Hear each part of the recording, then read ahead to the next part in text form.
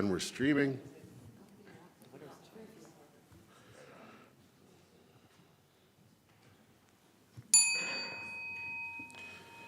All right, good morning, everyone.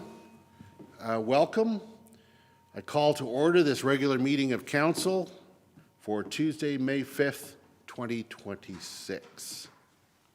I'm going to start a little bit on a somber note. Today is Red Dress Day, a national day of awareness for missing and murdered Indigenous women, girls, and two-spirited people in Canada. It was created by Métis artist Jamie Black in 2010. The red dress symbolizes the lives lost and absence of those who are missing, serving as a visual and emotional representation of the issue. Red Dress Day is not only a day of remembrance, but also a call to action. It encourages individuals, organizations, and governments to support the calls for justice from the National Inquiry into the MMIWG, promoting safety, dignity, and systemic change for Indigenous women, girls, and two-spirited people. This is what happens when people are othered at a systemic level. They become vulnerable, less of a priority in the system, more easily taken advantage of or victimized. We see this based on race, sexual and gender orientation and identity, and we see such happening to newcomers to our community. The Indigenous peoples of Canada were systemically othered by having their rights removed, their freedom restricted, their children taken away from them, and their culture attacked. But it's far greater reaching than being something of the past. It is something that continues to cause pain and suffering today, with one of the sources of that pain being the inexplicable loss of many lives that Red Dress Day represents. We must examine ourselves, our systems, our beliefs, and our impact on others. And with that knowledge, we must continually endeavor to do better. And in that context, in the spirit of truth and reconciliation, I acknowledge that we are gathered in the heart of Treaty 7 territory of southern Alberta. This land is home to the Blackfoot Confederacy, consisting of the Siksika, Kainai, and Piikani First Nations. Also the Tsuut'ina First Nation, and our most adjacent Indigenous neighbors, the Stoney Nakoda, comprised of the Bearspaw, Goodstoney, and Chiniki First Nations. Further, we are located on land home to the Otipemisiwak Métis government, Rocky View Métis District 4 in the Battle River Territory.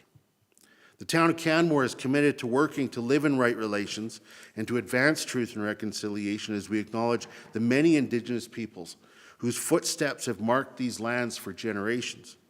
I'm grateful for the traditional knowledge keepers and elders who are still with us today and those who have gone before us.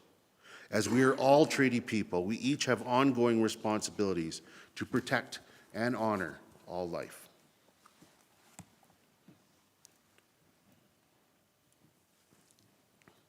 Moving now to the agenda.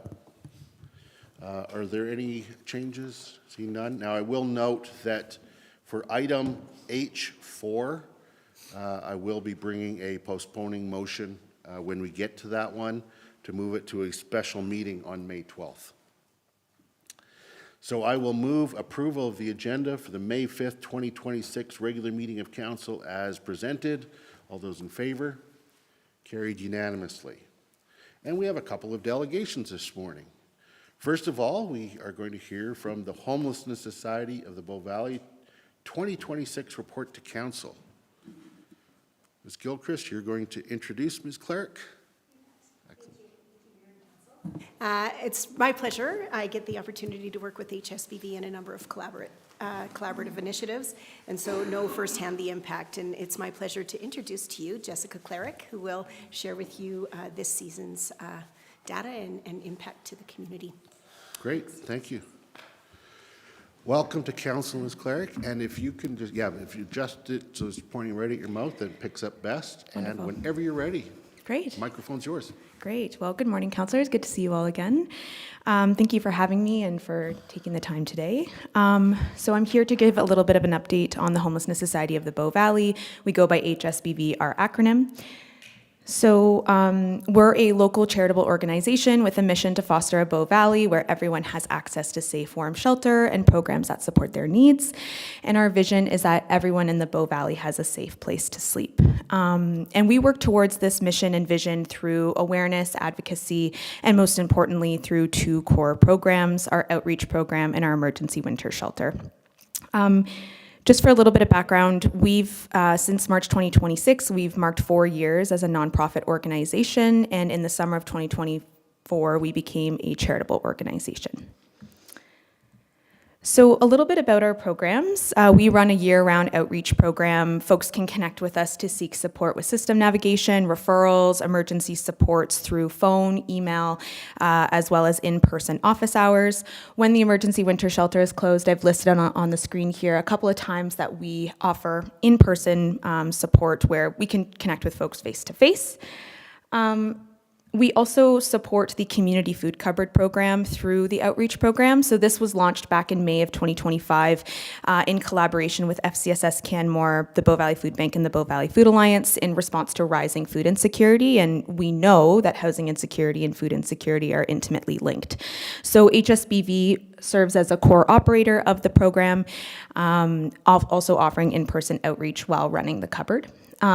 As of February 4th, we did relocate the Community Food Cupboard to the Bow Valley Food Bank. So it runs 2 days a week. And between February 4th to April 15th, we saw 130 instances of access, ranging from individuals, couples, families, working individuals, provided over 240 pounds of food, as well as opportunity to, again, connect with the in-person outreach program.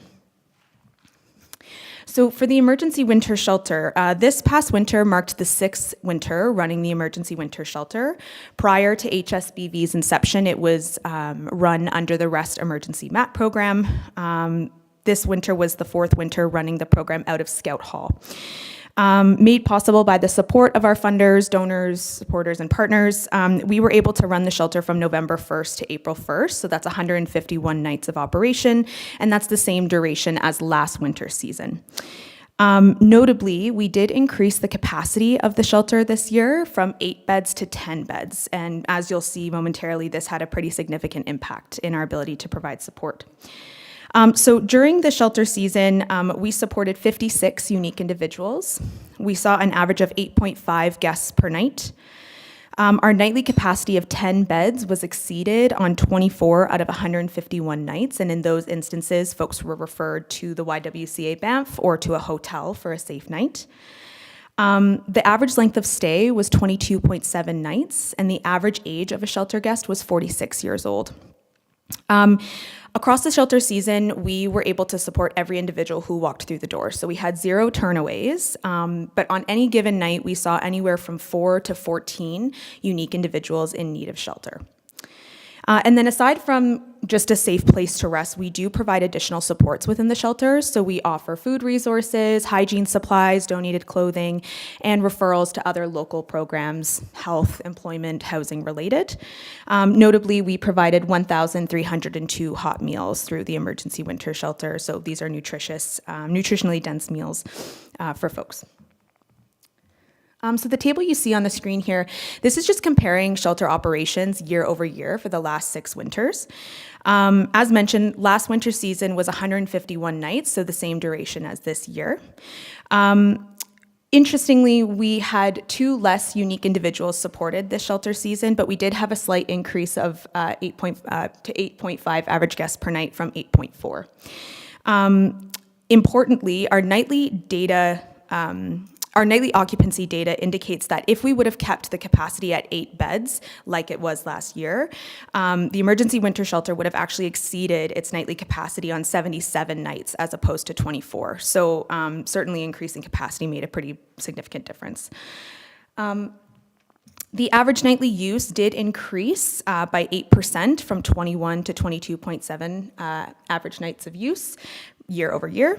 And then related, individuals who access the shelter on more of a chronic basis or for 80 plus nights increased by 2 individuals. So we had 5 individuals who accessed the shelter for 80 nights this year, 3 in the year prior.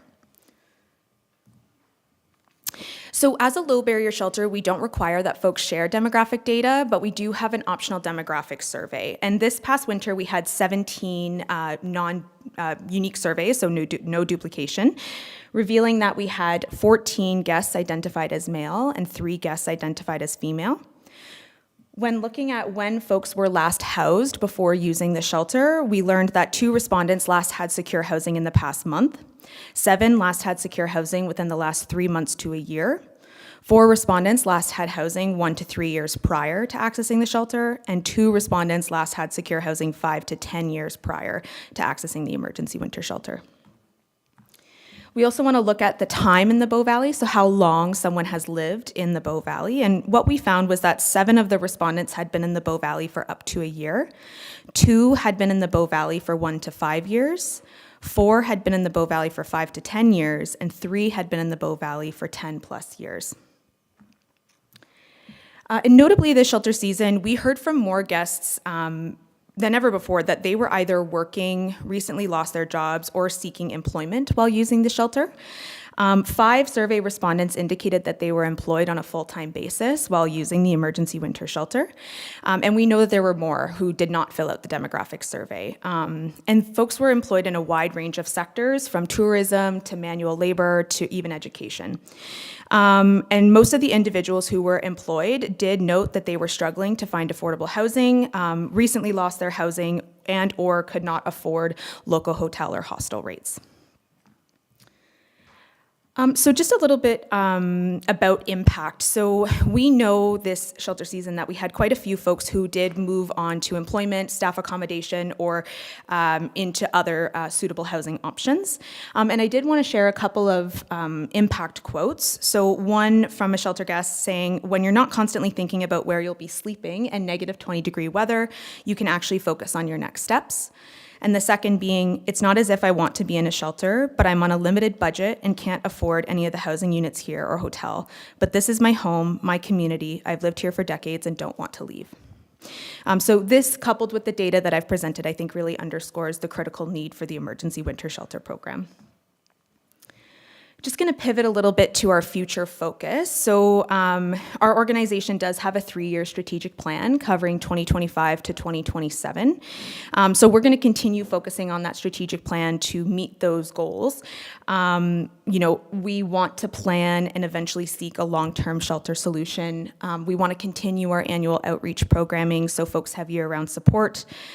We want to continue the emergency winter shelter operations with a base of November 1 to April 1 as a minimum to cover those extreme winter nights and ensure folks are safe. And then, of course, we're continuing to focus on establishing long-term sustainable funding so that we can operate from a place of need rather than funding availability.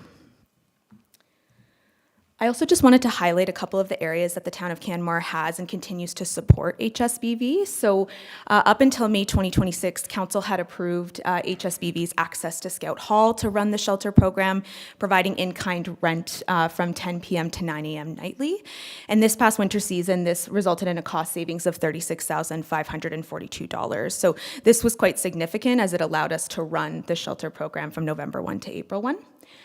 We also collaborate closely with FCSS Canmore. We work with the town of Canmore for emergency cold response and partner for Elevation Places Shower Pass program. And we have been the successful recipient of community grants through the town of Canmore for our clothing and gear swaps in partnership with the library and the community food cupboard.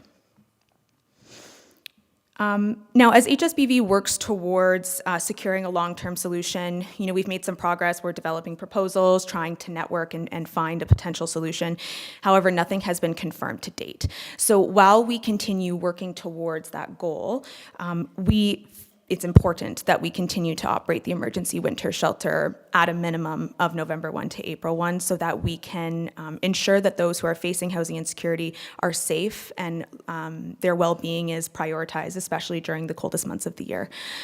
So the request that I'd like to put forward to Council for consideration is that Council endorse the Homelessness Society of the Bow Valley in accessing Scout Hall for shelter operations between October 1 to May 1 through to May 2030, and that Council extend in-kind hourly rent support from 10 p.m. to 9 a.m. each night.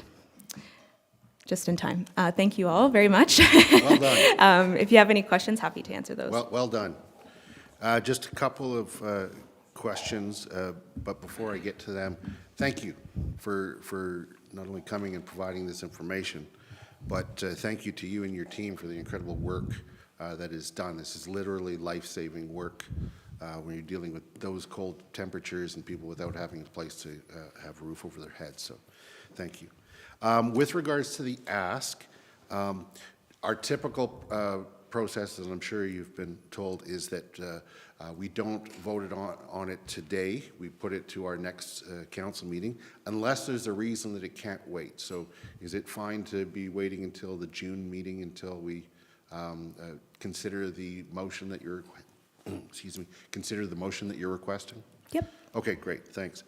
And I'm just curious, of the 151 nights in which the shelter was open, was there any nights with no guests? No. So every night we had at least 4 unique individuals come to access the shelter, and at most 14. Okay, great, thank you. Councillor Forbert. Thank you, Your Worship, and thank you, Ms. Cleric, for your presentation. I'm curious about the move of the food cupboard to the new location. Have you seen an impact in its usage from it being in a location at the food bank versus in a downtown location? I think anytime that there's a change in location, it takes a little bit of communication to share where it's changed. We haven't noticed a significant impact in use. There is that, it is on the bus route, and the bus is free. So I wondered if that maybe was kind of a mitigating factor that keeps people kind of connected to that space. Yeah, absolutely. So that was one of the strategies, knowing that it is not in the downtown core, and of course, being in the downtown core is convenient, but knowing that there is a bus stop right outside of the food bank, we actually created posters with all of the bus times that align there and leaving within the hours of operations. And the other kind of piece of, doing this sort of shift was recognizing that there would be more efficiency in restocking the cupboard, since the food bank does provide majority of the food items that are in the cupboard, aside from food drives that we run in the community. Oh, that's fantastic. And I have another question, but I'll go to my colleagues because I asked one already. Sure. Councillor Maw. Thank you, Your Worship, and thank you, Ms. Cleric. You guys do such important work. A couple questions here. Are you finding there's people that are using the shelter year over year? So, for example, you'll see them one season and then you'll see them for the next season, or is it like different individuals every year? Yeah, that's a really good question. So this year, we had less than 10 individuals as repeat users, so who have used the shelter in the most recent preceding season. That's not to say that they hadn't used it in 4 seasons ago, but for last season, it was under 10. I will note that we implemented a database this year, so this really expanded our capacity for case management and data tracking. And so moving forward, year over year, we'll have better data on those pieces in terms of how many folks are repeat users. Okay, but that's definitely a subset for sure. Because I was struck by, for some folks, they're staying 80 plus nights in the shelter. And my last question is, you were speaking towards like a long-term solution, whether it's like location or facility. What's the biggest roadblock for you guys on that path? Space, finding the space to create or set up a permanent solution. And I think if we had a space, I think determining a space first would be step one, so that we can then develop a fund development strategy around that to raise funds to go towards establishing this solution. So those 2 pieces, space and funding, would be our biggest barrier right now. Okay, thank you so much. Yeah, thank you. Councillor Graham. Thank you, Your Worship. Thank you, Ms. Clerk, and I'll echo my colleagues' appreciation for the work you guys all do. I was really struck by the food bank numbers. Only 20 nights or 20 days and that much delivery.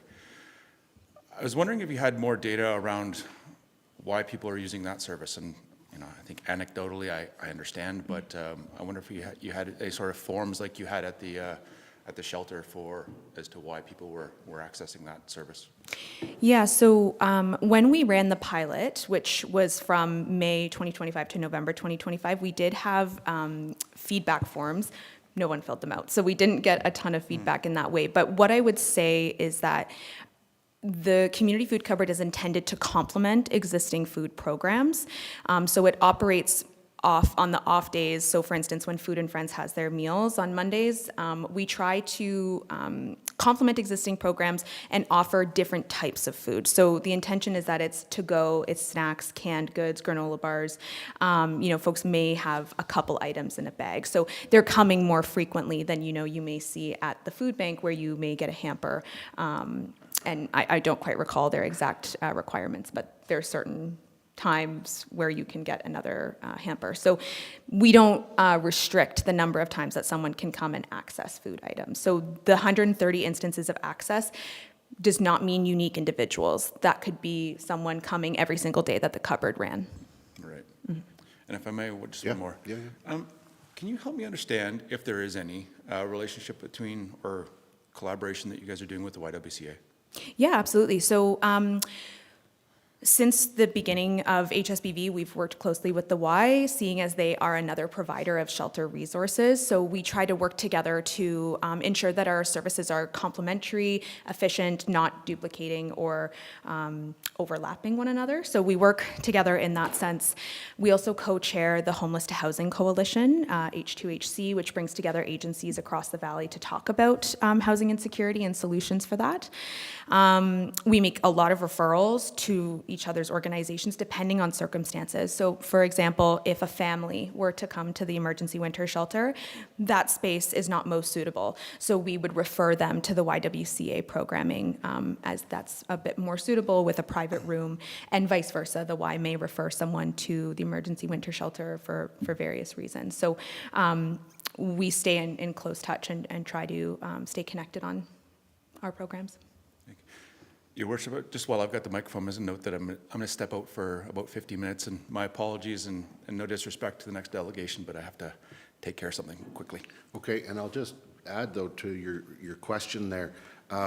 During the pilot of the program, the Y acted as a mentor to us, and as we helped develop the rules, and it was like right from the get-go. In fact, before get-go, they were involved. So. Yeah. Thank you. Yes, thank you. Councillor Faubert. Thank you. So the shelter has been in its location for 6 years? Yes, this was the sixth winter. Sixth winter. Over that time, how has the relationship been established and grown, and any intention that you put into that with the neighborhood and the surrounding neighbors? Yeah, really great question. So every year, let me back up. So we've been running the shelter out of Scout Hall for 4 winters. The first 2 winters were out of St. Michael's Anglican Church. So each year that we run the shelter out of Scout Hall, we go door to door, basically, with a letter that includes our contact information, phone number, and email, so that if there was ever a concern or if neighbors wanted to ask questions, they can always reach out to us. Sometimes, we're fortunate to catch folks and we can have conversations as well as give a letter. Sometimes we have to just leave the letter at their door. But it's always been open and collaborative. That's fantastic. Thank you so much. Yeah, thank you. And Councillor Graham, of course, when you have to go, please feel free. Councillor Hillsett.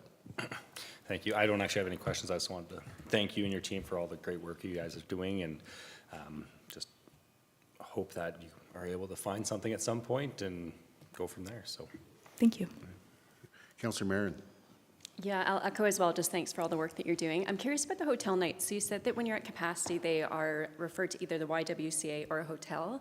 How many hotel nights in a season, and best guess is fine? And then do you have a hotel partner? Like, how is that funded when they're referred to a hotel? Yeah, really great question. So this year it was only 4 nights at a hotel. Last year there was more because we were over capacity many more times, 71 last year compared to 24 this year. We partner with Base Camp, North Winds Hotel. So we have a special partnership there that we can put folks up for a safe night if they have availability. And it's funded under the grants that we receive. We do receive funding, though the provincial funding doesn't cover the hotel nights specifically, but we do receive funding from the Ministry of Assisted Living and Social Services. We receive funding from the Rural Development Network, the Women Nancy Powell Foundation, Calgary Foundation. The list kind of goes on, but those are sort of some really key funders, and will often fund the hotel nights. We get them at a very discounted rate as well. Yeah, thank you. Thank you. Thank you, and that's all the questions. So we will return to this question at our June meeting, our meeting in the early June. And so stay tuned. And once again, thank you for your presentation today. Wonderful. Thank you all. Have a great day. Our next delegation is a joint presentation with AltaLink and Fortis, looking at public safety power shutoff programs.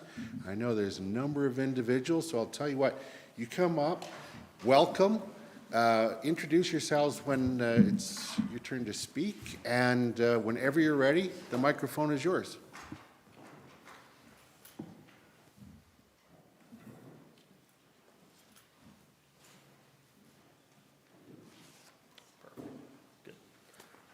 Well, thank you, Your Worship, Council, for having us here today. My name's Colin Harvey. I'm the Municipal and Community Relations Manager with AltaLink, and I have with me Brian Kelly, who's our Emergency Response Program Manager as well.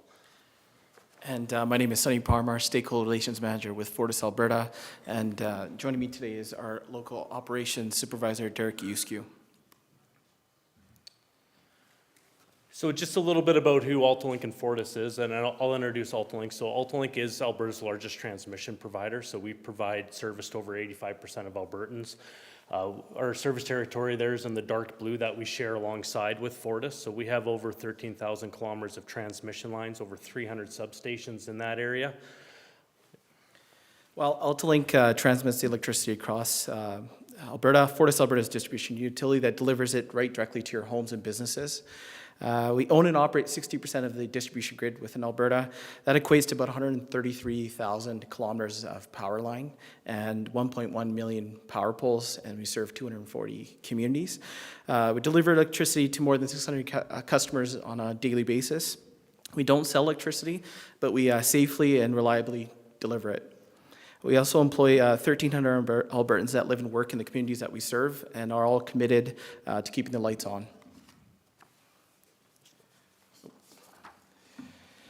Now that you know who we are a little bit, let's walk through how electricity actually gets to your homes and businesses and here in Canmore. So understanding the flow is important because it explains how wildfire risk touches each part of the system here.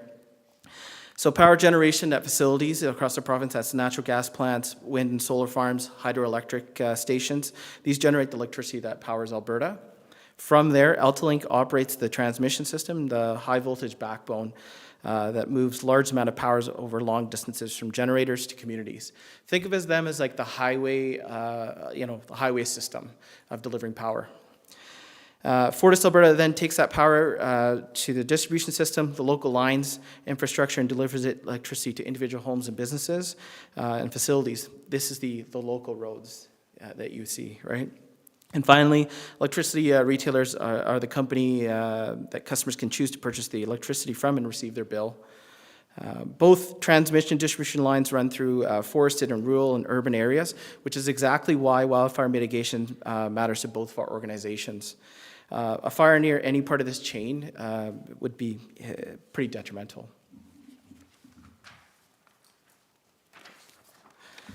So with that context in mind, let's look at why wildfire risk is becoming a pressing issue for all of us. As we continue to see wildfires across Alberta, protecting our communities while delivering safe, affordable, and reliable power is our highest priority.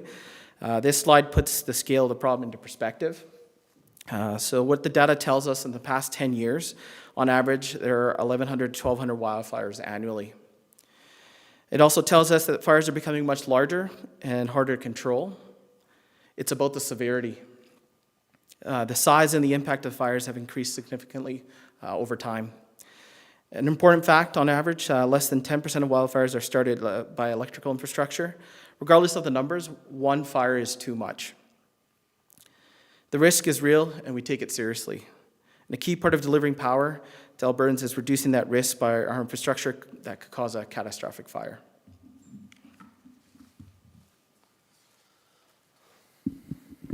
So this diagram here shows the wildfire mitigation plan that both AltaLink and Fortis follow. So though we operate slightly different pieces of equipment, these large block components of the plan all relate to what we're doing within our respective parts of the system. So I'll touch on each one really quick. So starting with the risk mapping. So each company has mapped out worked with a third-party wildfire expert to identify areas that we would consider high-risk fire areas. So these aren't areas that we would anticipate more ignitions to occur, but more so that if an ignition did occur along one of our lines, there's just a potential for greater impact along that section. So it's closer to communities, et cetera. So those high-risk fire areas help us focus our plans as we move forward through our wildfire mitigation plan. Facility wildfire reduction plans include us hardening our lines. So in areas where we have wood crossarms, we may be looking to replace those with wood or steel crossarms to remove those as ignition sources, replacing our insulators as well to make sure that those are in proper condition as well. Both companies has done a significant amount of work to make sure that we have more situational awareness on the ground. So that's both companies have added weather stations where there wasn't publicly available weather stations near our lines in those areas. We've added cameras in some areas. We continue to work with other technologies and test technologies like AI-powered cameras for smoke detection to see how effective those are as well. We also both get daily wildfire reports from our third-party wildfire expert to let us know what's going on across our service territories. From an incremental operational practice, so inside those high-risk fire areas, we're checking those lines more frequently, so we're making sure the vegetation is in good condition and not posing risks. We're also making sure that our facilities in those areas are also in good repair as well. As we hit more extreme fire risk days, we have different operational practices we can employ to, again, help make sure we're keeping people safe. One of those things is blocking what's called auto reclosers. And so this is equipment that when we have a fault on our lines, these auto reclosers attempt to re-energize the line right away so the power doesn't go out. What we do is we block that. So it'll try once to re-energize the line. If it doesn't go out, it stays down. We have to get some boots on the ground to go see what's causing that fault, rectify that problem, and carry on. And then the last one is, and it's our final step, is our PSPS, or Public Safety Power Shutoff. And I do want to clarify that this is a last resort measure that we have. It's something that's being extensively used more so down in the States, but we're starting to implement it here in Alberta as well. So as we hit times where we have extreme and dangerous fire weather conditions, during those times we would look to proactively turn off the power in those areas. I do want to say that as utilities, this goes against kind of our normal operating procedures. We take a lot of pride in keeping the power on, but if we think this is the safest step to take during these extreme conditions to protect the communities we serve, it's a step we're willing to do. At the bottom there, it shows some of the factors we are looking at. So the first four would be kind of what we would call our proactive public safety power shutoff. So that would be where we're looking at the weather, so what the wind conditions look like, how the humidity is doing, how dry the vegetation is, how dry it has been, and using those real-time observations like the cameras and the weather stations, boots on the ground, to make a determination if we are hitting those thresholds to trigger a PSPS. The last one is fire in the vicinity. This is one AltaLink uses, where if a fire does ignite near one of our lines for whatever reason, and it's burning towards our line, we may also look at that time to proactively turn off the power along that line so that any debris flying ahead of the line doesn't hit our line, ignite, drop to the ground, and spread that fire faster than maybe it would so in a normal situation.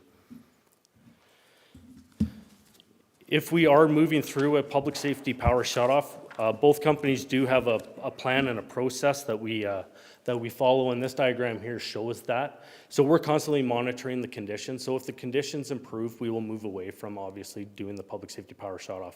But if those thresholds continue to hold, we would move into a PSPS watch, and it would be around this time that we would be looking to engage with the DEMs of the community to let them know that we may be turning the power off in the next few days so that they can prepare what they need to on their side. And following that, we'd be letting the elected officials know as well. If those those thresholds continue to hold, we'd move into our PSPS protocols, moving towards the actual power shutoff, right up to our communication protocols, where we'd be working, AltaLink and Fortis would be working lockstep through all of this, and then we'd also be working with the comms team from the municipality as well, as we start to get the message out to local residents as well, to be prepared that the power may be going off in the next day or so. Up to the point where if those thresholds continue to hold, we turn the power off, and that power and those lines would stay off until we see those thresholds come down and we get below those thresholds, and at which point we look to re-energize the lines. The challenge we have is that with the lines being without power, we don't have any data to tell us what condition the line is in. So we do have to get out there. So we don't want to just re-energize the line right away. We have to get out there and inspect it. So that can take time depending on terrain, wind speeds, availability of resources. But we'll get out there as fast as we can, get that line up and running. If we do have issues with the line, there's trees on it, there's been damage to it because we'd be in high wind situations, we'd have to fix those also. So that can vary the time the power may be off, but once we're confident the line can be energized safely, we'll get the line back on and then continue to monitor those situations. So this here just shows mapping of both AltaLink's and Fortis's systems in the Canmore area. So on the left is AltaLink's lines. So all the blue on there is our blue line. The blue lines are our transmission lines. The blue boxes are our substations. And the red cross-hatching is what we've identified as a high-risk fire area in and around the town of Canmore. So for us, for a PSPS conditions, we need to have a fire weather index of greater than 60 and wind speeds greater than 60. And those two have to come together. So it's not one or the other. Those conditions have to come together for us to actually have a PSPS. Yeah, I mean, you could see there's a lot more Fortis Alberta lines within that mapping area. I know it's hard to see here, but this is available on our website and publicly available, so people can go see it. But yeah, the same fire weather index and like the same thresholds here, the wind index here. As Colin mentioned, it's a last resort. It's the combination that creates the extreme risk. So it's not one or the other. It has to be both and sustained. Because Canmore falls within that high-risk fire area for both of our organizations, a PSPS event would involve coordination between both utilities. We will continue to work closely together and ensure that there's ongoing engagement with the town's emergency management team for coordinated planning and aligned communication and a collaborative response approach.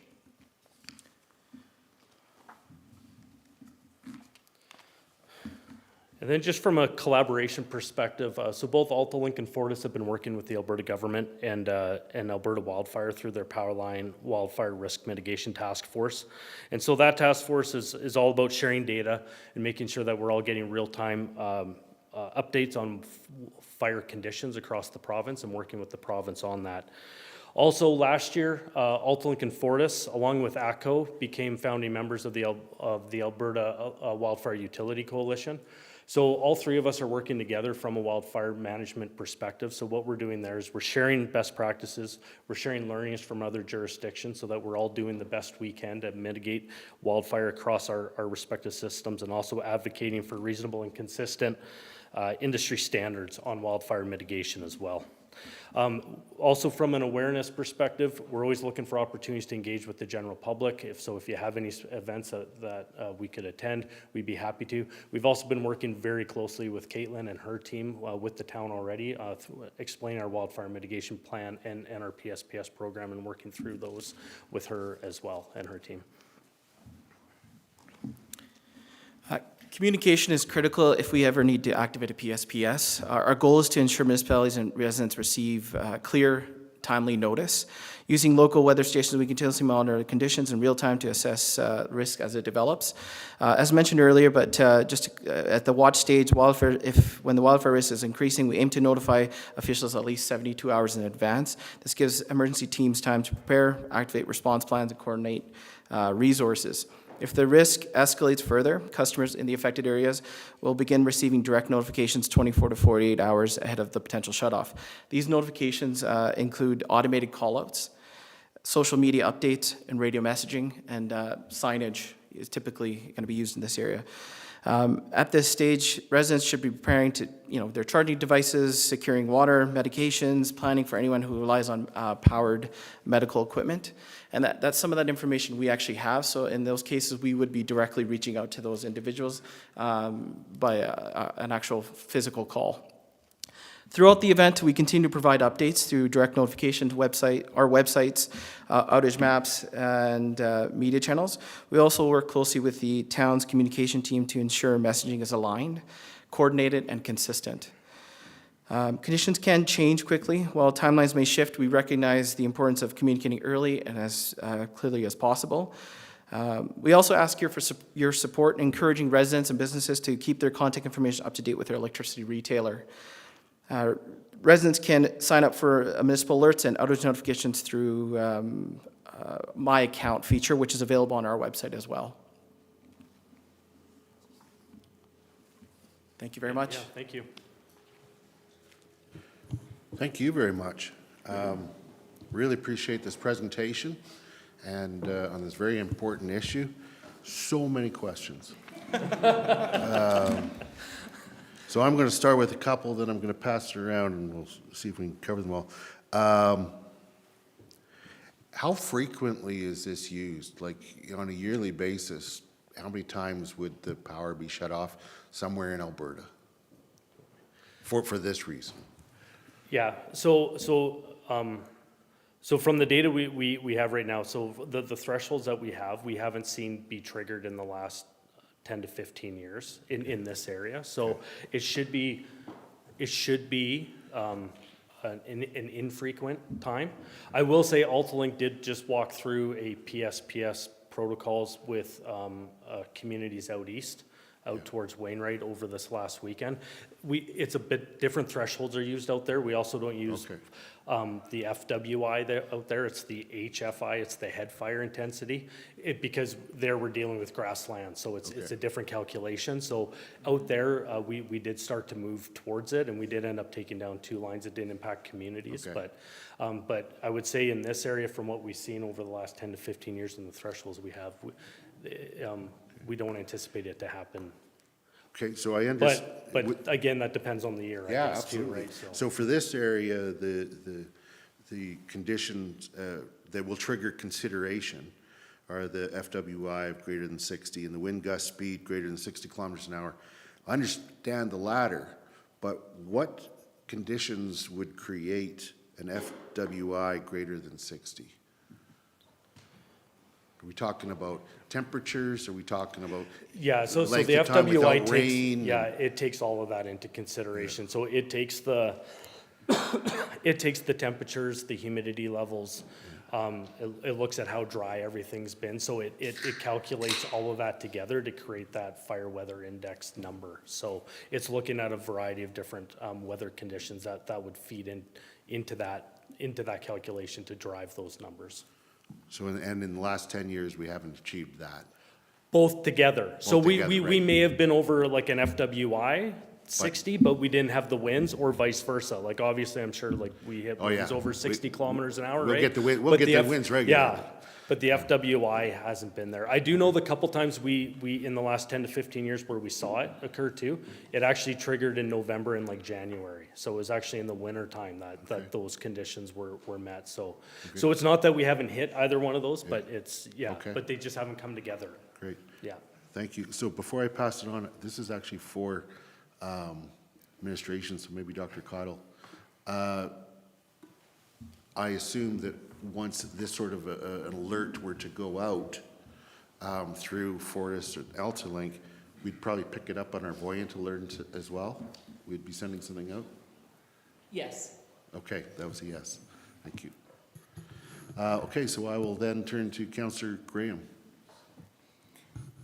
Thank you, Your Worship. My apologies if I didn't step out there again. And this one might be for administration as well, but so there are some critical things like hospitals, which I understand a lot of them have backup power. But I'm also thinking about communication towers, critical infrastructure, water, those sorts of things. What is done to kind of mitigate those highly critical instances that people need and we may need for, you know, various reasons, you know, do we have backup power? Can we focus power to those stations, et cetera, et cetera? I don't know. Yeah. I mean, it's good consideration is that, yeah, backup power for sure. So the critical facilities, through our discussions with your emergency management team is, yes, plan for at least 72 hours in some cases, backup power. So we know that the hospitals, AHS, is also looking into that as well.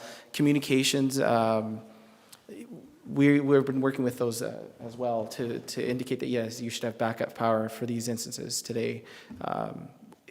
We don't know when it will happen, but you have to plan for it. So those discussions are still in the works. A lot of places don't have Yes. backup power. We understand, yeah. And so, yeah, we are encouraging to plan ahead for that. Also, as a part of our hazard identification and risk assessment, we've actually worked with a lot of our critical partners and agencies to understand the risk of a power outage and to best prepare, understand the gaps, understand where the opportunities are, understand the total impact to the community. So that's something that we actively have done and continue to talk about as we move through planning for all emergencies with an all hazards approach. So the healthcare system's very much engaged on this. They have plans. They have their own plans, and we encourage everyone from small businesses to working with schools to working with our other critical infrastructure providers to make sure that they have plans for when the power is out as well. So it's well understood what the impact would be, and plans are in place to mitigate those impacts. Thank you very much. I'll pass it along. Councillor Faubert. Thank you, Your Worship, and thank you, Mr. Harvey and Mr. Parmar, for your presentation. I'm going to start with a question around the stats around less than 10% of fires are started by electricity infrastructure. But catastrophic fires are a different category of fire. What part of that 10% are catastrophic fires? I don't know if we have that number. Yeah, I don't know if we have that specific number per se. So, because it's just, what that number is referencing the number of ignitions. So whether that fire escalated to become a catastrophic fire, given the conditions that were on the landscape at the time, we don't have those numbers. Okay. So, yeah. Because, I mean, the idea is to prevent the ignition of a catastrophic fire, which I would agree with.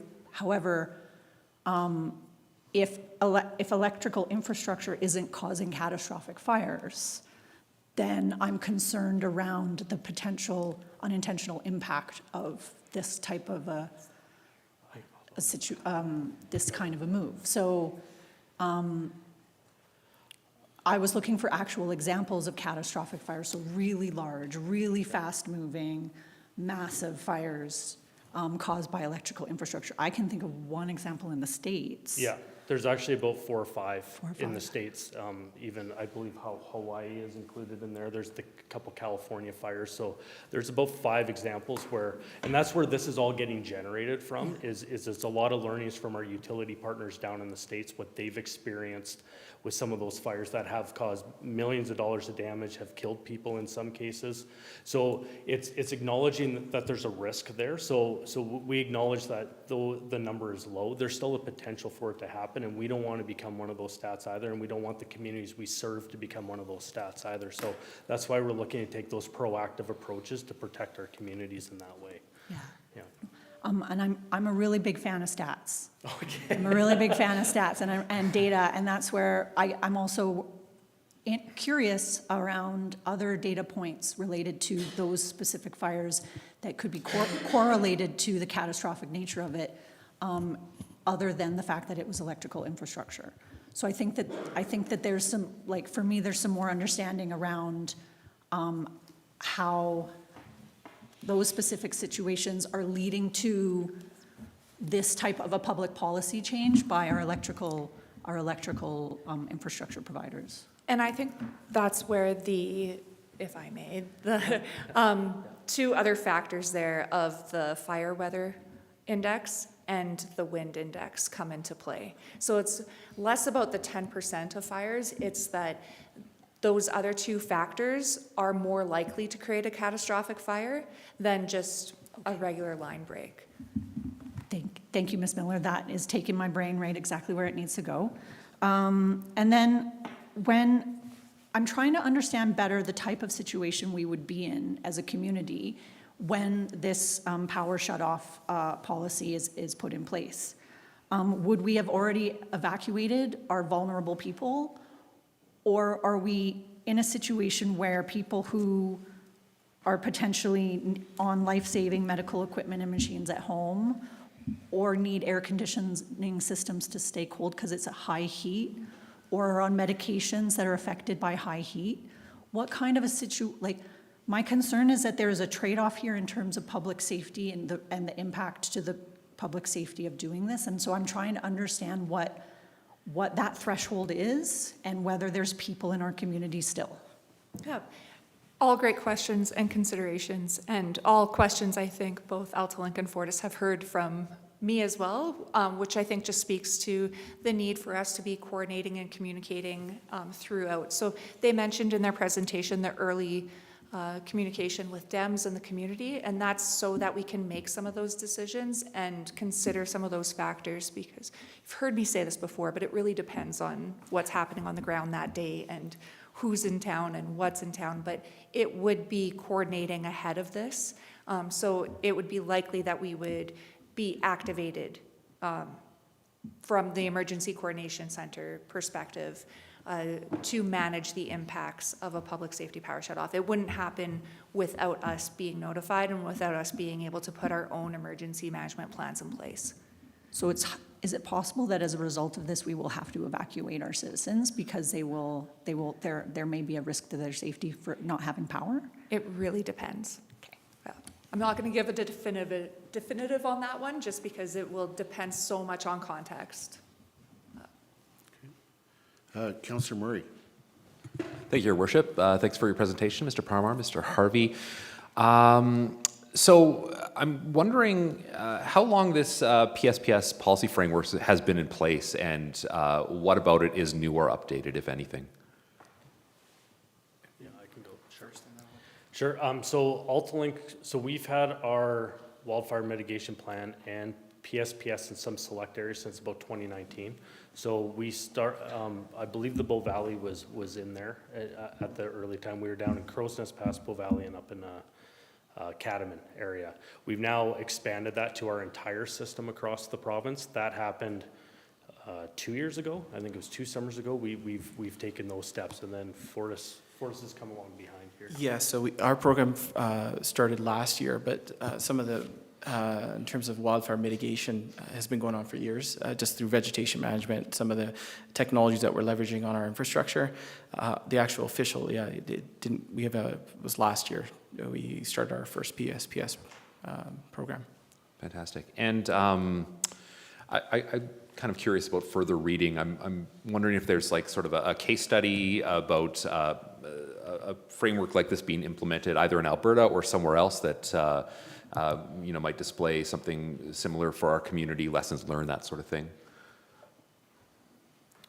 So that's something I could take away and see what we can find. So like I do know PSPSs that have been triggered and used down in the States. I think Colorado did it for the first time a couple years ago. I know we had our own employees down in California this year who went through a PSPS while they were in their hotel, given the conditions they were in. So I do know it's been used. I don't know what documentation is out there in terms of any reports specifically on that, but it's something I can take back and see if our wildfire team has and can provide that over if that works. Yeah, that'd be amazing. Yeah, okay. Thank you so much. Yeah. Thank you, Councillor Marin. Good morning, and thank you very much for your presentation and the information. I'm just curious what supports are in place for businesses. So obviously a situation like this, the priority is safety of the community. But also there's going to be loss of revenue for, let's say, freezer cooler space for F&B properties. There's going to be people who can't use a card to pay for items, for example, if there's no power. So I'm just wondering what supports or what discussions have been had about supports in place for businesses.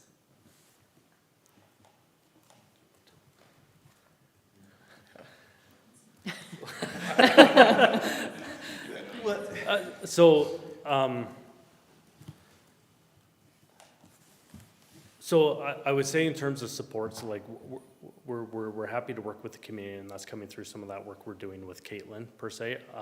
There's nothing specific in terms of supports as of right now to those communities, but at the same time, that's why we're hoping we can get the message out early enough through the community so people can prepare and be ready for the event occurring.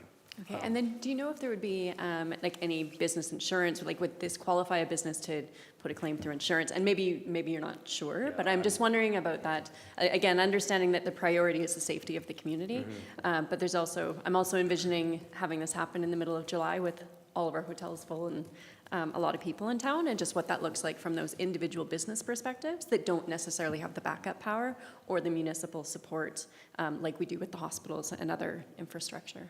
Yeah, I'm not sure we know the answer to the insurance. Yeah, I'm not. How each company's insurance would work on that, so. Right, okay, Yeah. thank you. Yeah. Councillor Ma.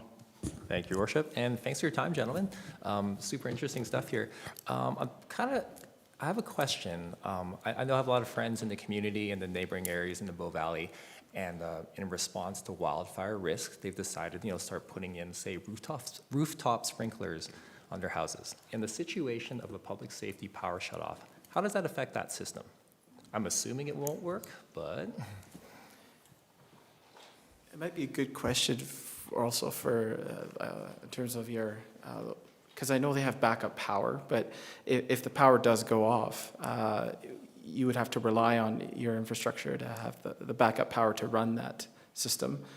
Okay. I think it's a concern not just in a public safety power shutoff, but for any wildfire response is we may need to redirect water. And we understand that rooftop sprinklers are a part of wildfire mitigation, but they are one step of it. And we do structure protection and use water for other things during an incident as well. So it's hard to say what the exact impact would be. There are backup generators, but if there is a wildfire at the same time, then it might be a totally different ball game as it is. Yeah, So- because that my expectation is obviously what the DEM deems most appropriate for water flow is really the key part. So I would just suggest to people in the community, if you are thinking of putting on a rooftop sprinkler system, that there's caveats with that, and you should be informed about it and thinking Well, about and it. it is one step. It is one thing Yes. you can do, and there's a lot of other things that you can do to fire smart your property. Yeah, absolutely. Thank you. So, Ms. Miller, before you sit down,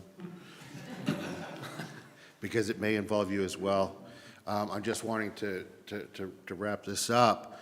I imagine when then there's messaging, whether it's through AltaLink, Fortis, or from the town, that there will be messaging with recommended actions that people can take, whether it be about food in their freezer or supplies or how they deal with lack of electricity in some form, and for businesses as well. Am I correct in that?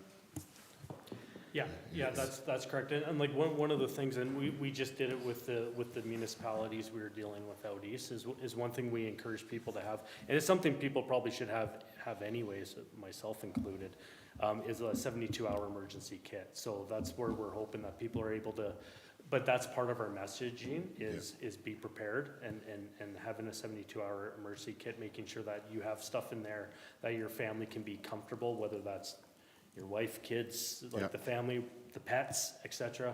You have enough in there that your family can be comfortable for those 72 hours. So it is part of our messaging and something we strongly encourage people either prior to that or in the event as well. We would be encouraging folks for that. Great, thank you.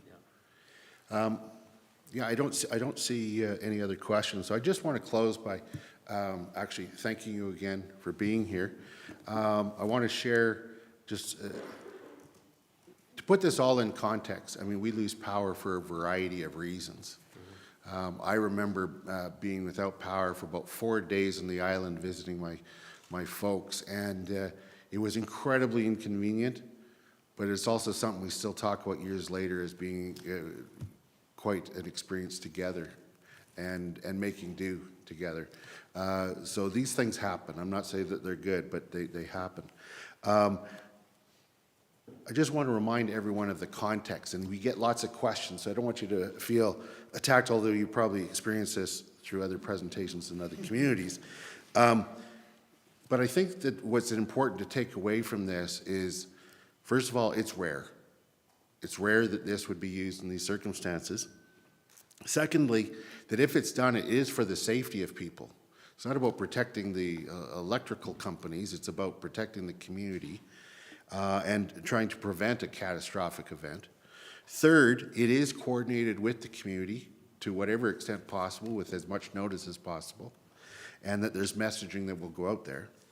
And that fourth, as we recommend to people as they are preparing for whatever sort of emergency, there's an individual responsibility to be prepared, whether that's to evacuate or whether to stay in place. And we have information about that on our website as to what people can do in order to make whatever they will have to endure as successful as possible. And so we all have a responsibility to play. And that ultimately, this effort is trying to work as part of the best interest of all involved. So thank you for that work. This too, just like we did in a different way with our Homelessness Society, this is too also potentially life-saving work, and I appreciate you coming and talking to us about it today. Thank you very much. Thank you.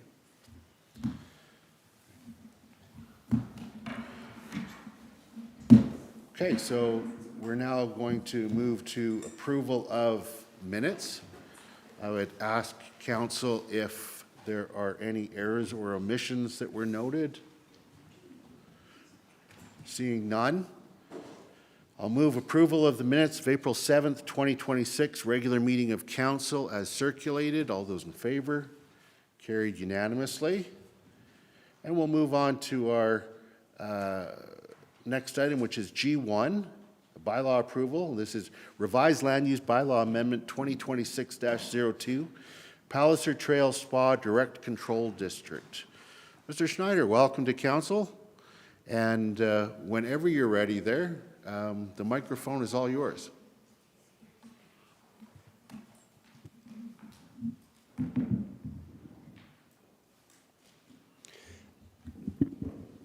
Thank you, Mr. Mayor. Good morning, members of council. Ms. Drost is actually the planning file manager on this, but unfortunately does not feel well today. So I'm the substitute teacher for the. Well, thank you for stepping in. We'll try to use our best behavior with the substitute teacher. So as introduced, this is land use bylaw amending bylaw 2026-02. The Palliser Trail Spa District, Direct Control District, and it is located at the southeast corner of Silvertip Trail and Palliser Trail. The property is occupied currently by a hotel and a accessory use of the Nordic Spa. It is the Everwild Hotel. The application was submitted by Base Camp earlier this year. Right now, it is part of a larger direct control district, which is the Silvertip Trail Direct Control District, but that includes a number of properties. The district includes visitor accommodation as a use, but does not include a special use for the spa itself. So we, through approval of a development permit last year, we considered the spa to be an accessory use, i.e. tied to the hotel. As you can see on the slide, the bulk of the property is within the aforementioned Silvertip Trail Direct Control District. However, there is a little portion of the property in blue that somehow is part of the Silvertip Golf Course Direct Control District. So this application is looking to clean those two things up. And as you can see, this is the proposal.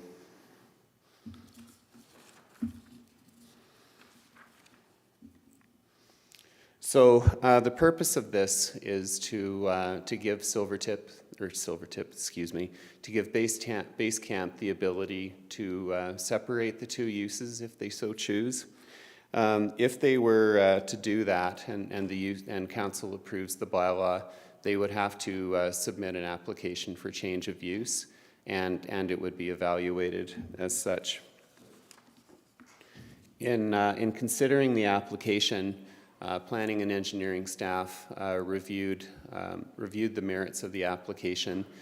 They did ask for a parking study to be supplied by the developer. The developer's consultant basically came to the conclusion that with peak hours between the hotel and the spa differing, that there was enough room on the site as presently configured for parking not to be an issue. This was reviewed by engineering, by transportation staff, and it was ultimately accepted. With respect to compliance to statutory plans, staff are satisfied that the application will conform to the relevant policies of the MDP and to the Silvertip ASP. Concerning interest holder engagement, staff did do a mail out to adjacent landowners.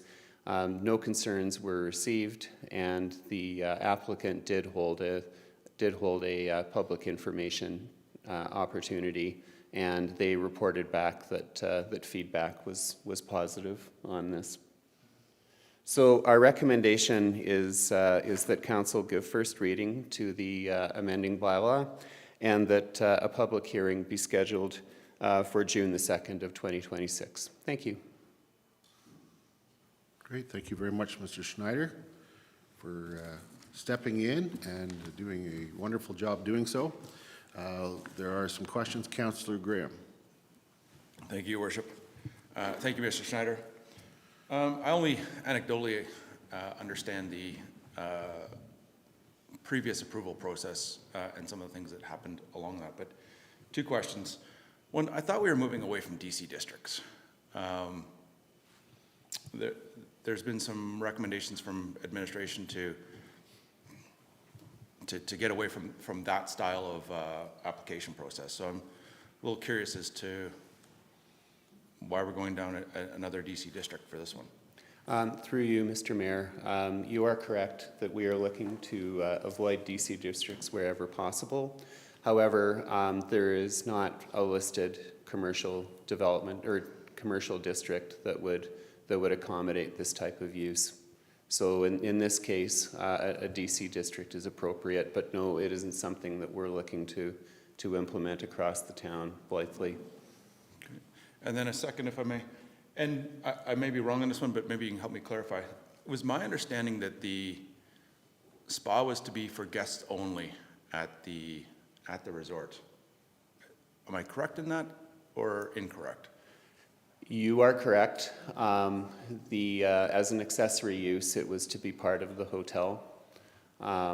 This is something that we had communicated to the applicant as well, that if they wished for it to be officially open to the public, that they would have to apply for a land use amendment to separate out the two uses. Which is what this is. Which is what this is. Yeah. Yeah. Okay, I've got, sure. Okay. Thanks. Councillor Murray. Thank you, Your Worship, and thank you, Mr. Schneider, for stepping in and filling in here today. So I'm just reading the agenda package and kind of following up on Councillor Graham's question there. So the proposed DC district would allow the Nordic Spa amenity as a standalone use rather than accessory use to visitor accommodation. Is there anything else about the way it's being used currently that does not conform to the current zoning of that area?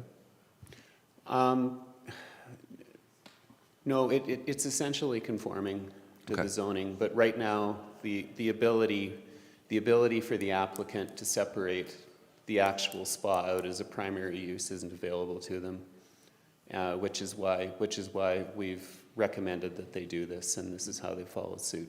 Understood. And then my other question is that little sliver that's part of the Silvertip Golf Course direct control district there. Does Base Camp own that little sliver of land, or like I'm kind of trying to understand how that comes into play?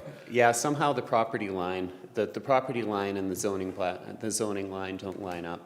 Okay. How that happened, that's probably well before my time. So Base Camp does own that piece of land. That Yeah. isn't something. Okay. Yeah, it's the new direct control district would conform to and line up with the property line. Perfect. Thank you so much. Councillor Marin. Yeah, thank you for your presentation and stepping in. Have you received any feedback from Silvertip on this change? Understanding there's still potentially a public hearing, but I'm just wondering if they've given any feedback on this. They didn't respond in writing to the circulation. They did not respond? They did not. Okay, and then I'm just curious about the parking as well. So I understand that there's no concerns with this changing, but if that spa now opens up to day visitors and not just hotel guests, would there not be an increased need for parking for people who are just coming to use the spa in addition to the parking that's currently there for hotel guests? This was something that was anticipated, and this is why we asked for the parking study. Mm-hmm. Their parking and transportation consultant has produced the report that our staff have reviewed. I would think that at the public hearing, Base Camp would be expanding upon that. Okay, thank you. Yep. Okay, I see no further questions, so thank you very much, Mr. Schmetter. Thank you.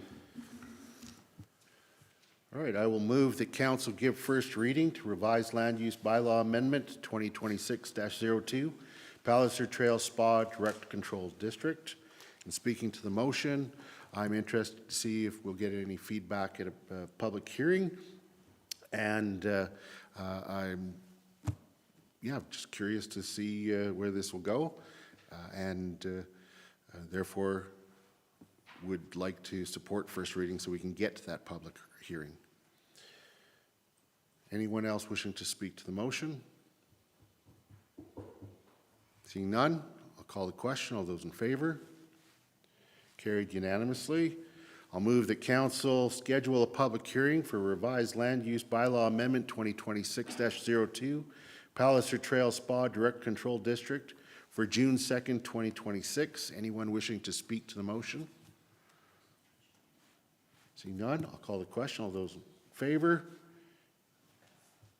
Is that in favor? Yeah? Yes. Okay. Carried unanimously. All right. I'm actually going to call a break right now, and we're going to return at 10:25.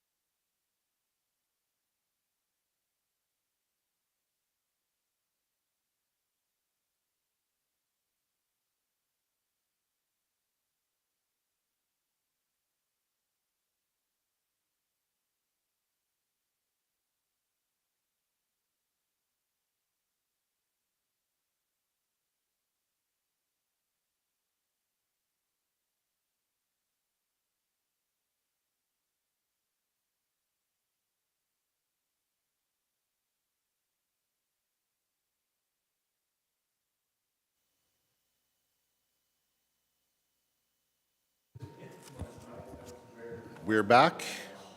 All right, so now we're going to move on to new business here. The first one is joint use and planning agreements, also known as JUPA.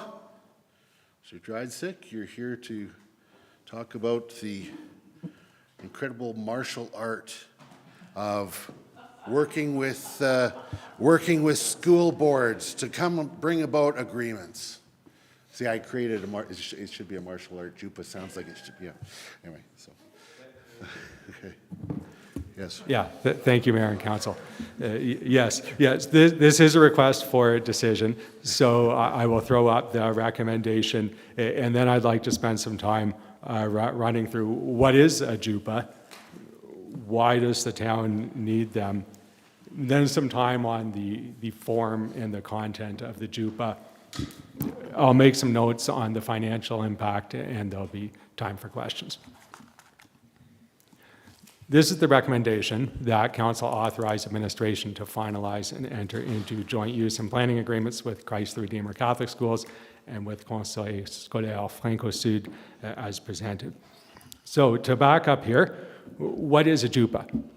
Firstly, starting with what it's not. The town currently has joint use agreements.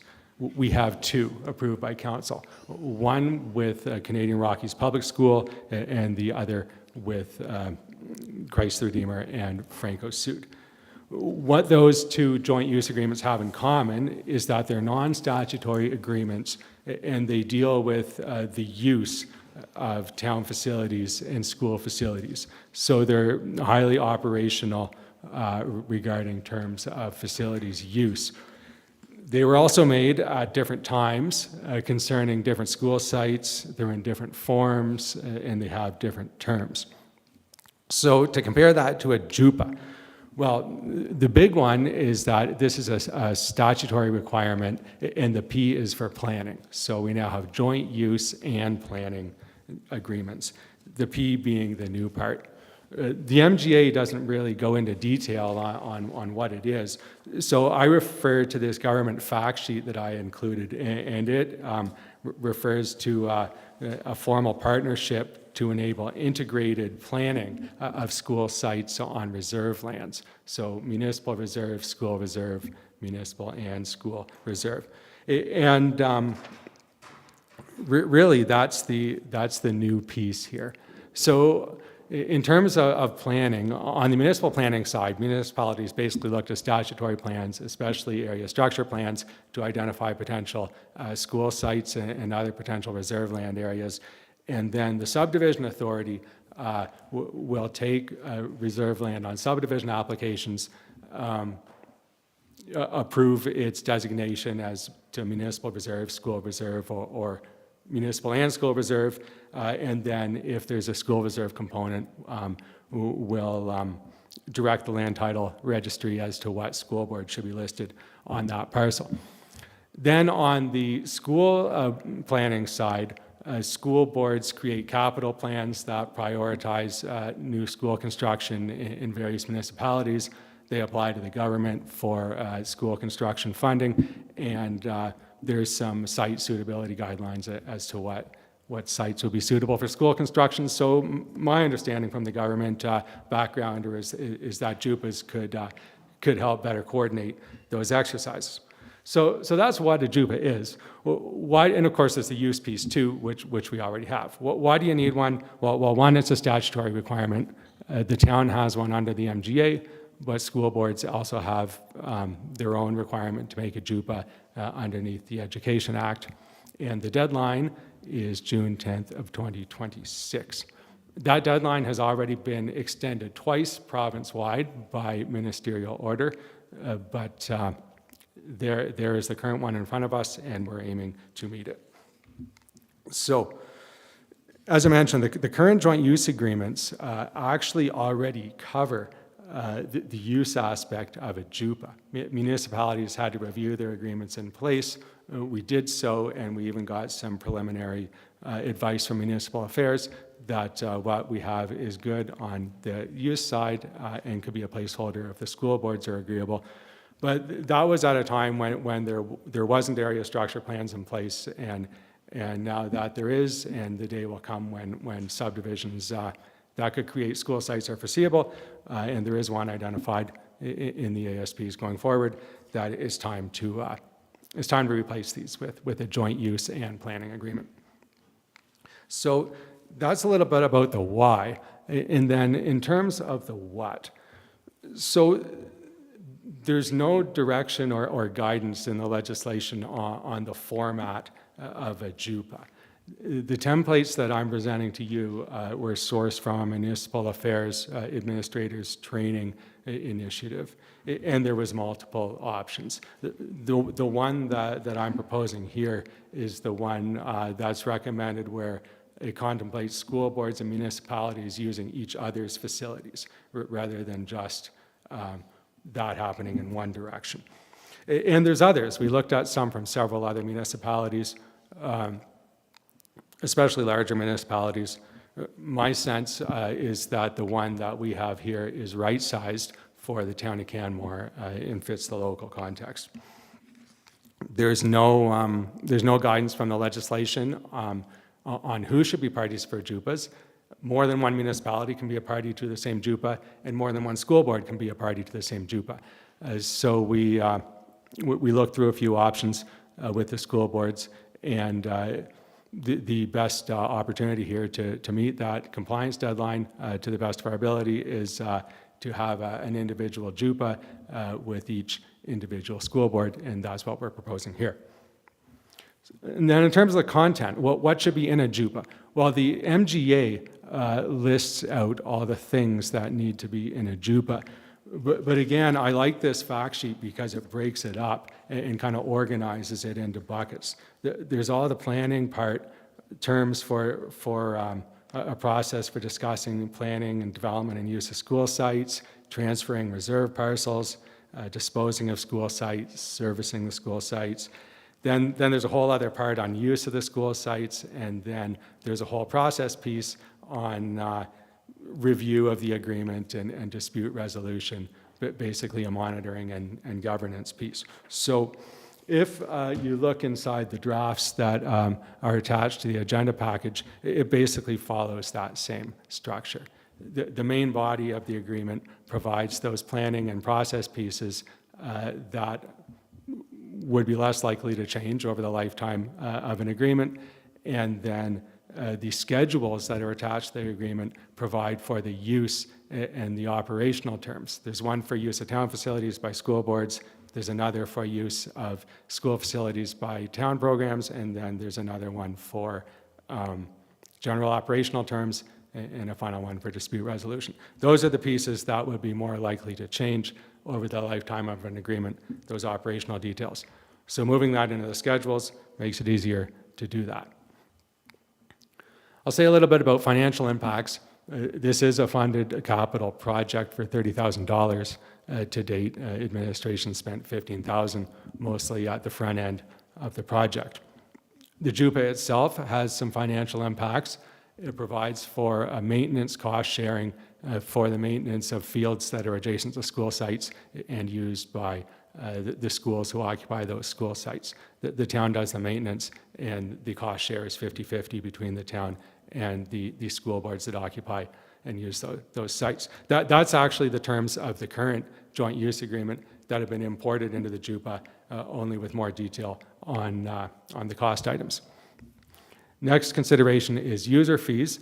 JUPAs list a number of town facilities that will be made available to school boards free of charge. And you can see from the written report that the foregone revenues only from doing that are very minimal, and it makes more sense to have agreements that contemplate the use of each other's facilities. The agreements do allow school boards to charge fees for monitor and custodial services for use of school facilities by town programs. So that's asymmetrical, but it relates to basically hours of operation. School boards would use town facilities when they're open during regular hours and staffed, whereas the town programs would use school facilities after hours where school boards may need to staff their facilities. So it's an opportunity and hopefully an incentive to enable use of school facilities for town programs. That's really the extent of my presentation, apart from returning to the resolution, and hopefully I've outlined for you how we came to this one. And that's really it for me, subject to any questions from you. Thank you very much, Mr. Drysick. Appreciate that and all the work that you've put into this. The big elephant in the room is here's 2 out of 3. What about the third one? Where's CRPS? Well, the administration sent drafts to all 3 school boards around approximately the same time in the summer or spring of 2025. So a draft went to CRPS in June of 2025, and administration has followed up with CRPS regularly, nearly monthly for the past multiple months, asking for a return of the draft. And because we haven't received it yet, we weren't in position to put it on the agenda for today. Now the last substantive exchange that we had, my understanding is that CRPS was comfortable with the current terms of use and was comfortable just simply importing that into the joint use agreement, or into the JUPA, so only the new boilerplate planning content would be new. And if that's the case, we could look at putting that one on the agenda for the next council meeting in June, so that at very least the town on its side could get its approval to enter into that JUPA by the statutory deadline. So you've gone exactly to where I was wanting to go. Given the June 10th deadline, I'm wondering if it would be prudent, regardless whether CRPS gets back to us before then, if we were to approve it in anticipation that hopefully they would before the deadline, and then we're good to go. I don't know if you have comments on that, or if Dr. Cottle would like to speak to that. I think we could look at that without a resolution, but for the reasons we all understand, we're doing what we can to meet a statutory deadline, and that applies to the school boards too. Would it be helpful for council to have a resolution to bring it back on for the June meeting, or it will just proceed? Dr. Cottle? I have reached out to municipal affairs about this because we are concerned about being in compliance. And so we've asked for municipal affairs advice on how to proceed. We're waiting to hear back from them. And so once we hear from them on how we should proceed, that's what we'll do. Great, thank you, thank you. Okay, got one other question, but I'll go first to Councillor Graham. Yeah, thank you, Your Worship. Your line of questioning was exactly mine. The CRPS document is 20 years old. I was curious as to how often we should be updating that and why they weren't on the list, but now we know. Okay. Well, I will say the CRPS document has been updated on a few occasions since it went into force 20 years ago, but with council resolutions supporting those renewals. But going forward, these JUPAs are designed so that the main body could last pretty much indefinitely, and you'd update those schedules as new facilities get added and removed, or the operational terms and business terms change. So updating these things is part of the system that's built in. Thank you, sir. Great, thank you. Councillor Marin. Yeah, I'm just curious what happens if we're not in compliance by June 10th with all 3 of these agreements. Like, I know it's been extended a couple of times and that's coming up quickly, or is that what we're waiting for advice on? I'm just like, what are the consequences if this is not in place for the 3 agreements in time? There's no prescribed consequences in terms of any clear, what would you call it, a remedy or a next step or anything like that. But it's not something that I think we should flirt with, given that we put a lot of work into these, and they're standard agreements with terms that we believe are agreeable. But you put your finger on something. The province, the minister's orders have extended the deadline twice already. So no doubt, in many municipalities, there's some challenges getting the JUPAs finalized. And we've yet to see the consequence because the deadline's been extended, but we want to meet it this time. Of course, yeah, I'm not suggesting Yeah, that we want to find yeah. out what happens after June 10th in any way. I'm No. just curious to know Yeah. if there was an explicitly stated consequence, so thank you. Understood. Yeah, and I really, further to that, I really appreciate the efforts that you've made, Mr. Dryzek, to comply with the deadline, and as Dr. Carl expressed, the following up municipal affairs. So we're doing everything that we can to make sure that we're on side for meeting the deadline. I had a question with regards, I think that it's public knowledge that Franco Sud is looking for a new school site. And I was just wondering if there's anything within this agreement that puts an obligation on the town to provide something before the land would become available through the currently approved ASPs. It doesn't. JUPAs don't create any binding on obligations on municipalities to go out and proactively acquire land or to assign that land to specific school boards. They also deal with reserve land. A standard JUPA contemplates planning and acquiring, planning for reserve land, acquiring reserve land, and allocating municipal reserve land. So they don't go as far as that. The next foreseeable site through the planning and subdivision process is in Smith Creek, which is many years out. There's one current undeveloped municipal reserve parcel in Canmore right now in Eagle Terrace.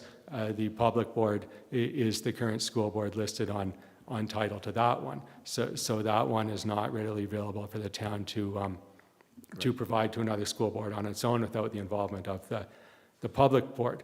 So JUPAs maybe don't fully close the gap in terms of their intentions of, well, I suppose they do in terms of coordinating municipal planning and school planning, but what they don't do is go beyond the municipal planning process to achieve that goal. So no. I will flag in the Franco Sud JUPA, there's an acknowledgement of the Canadian Charter of Rights and Freedoms and a commitment to consider that when making those standard decisions on taking and taking reserve lands and planning for reserve lands. But again, that doesn't create any legal obligation on the town to do anything that is not required to do under the MGA. Great, thank you very much. Councillor Ma. Thanks for all your diligent work, all this JUPA stuff.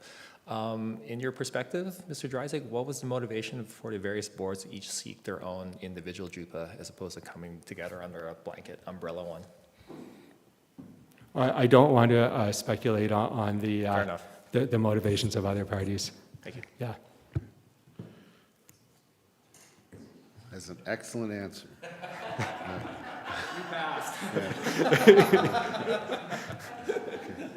All right, I don't see any other questions, so thank you very much for presenting this and answering our questions. Thank you. I am going to then move the council authorize administration to finalize and enter into joint use and planning agreements with Christ the Redeemer Catholic Schools and the Conseil Scolaire Franco Sud as presented. Would anybody like to speak to the motion? Seeing none, I'll call the question. All those in favor? Carried unanimously. All right, let's move on to item H2. Capital Project 7508 Amendment, Funding and Grant Increase to the Greenhouse Gas Reduction Project. Mr. Sinclair, welcome to Council. And whenever you're set up, and take your time, the microphone is yours.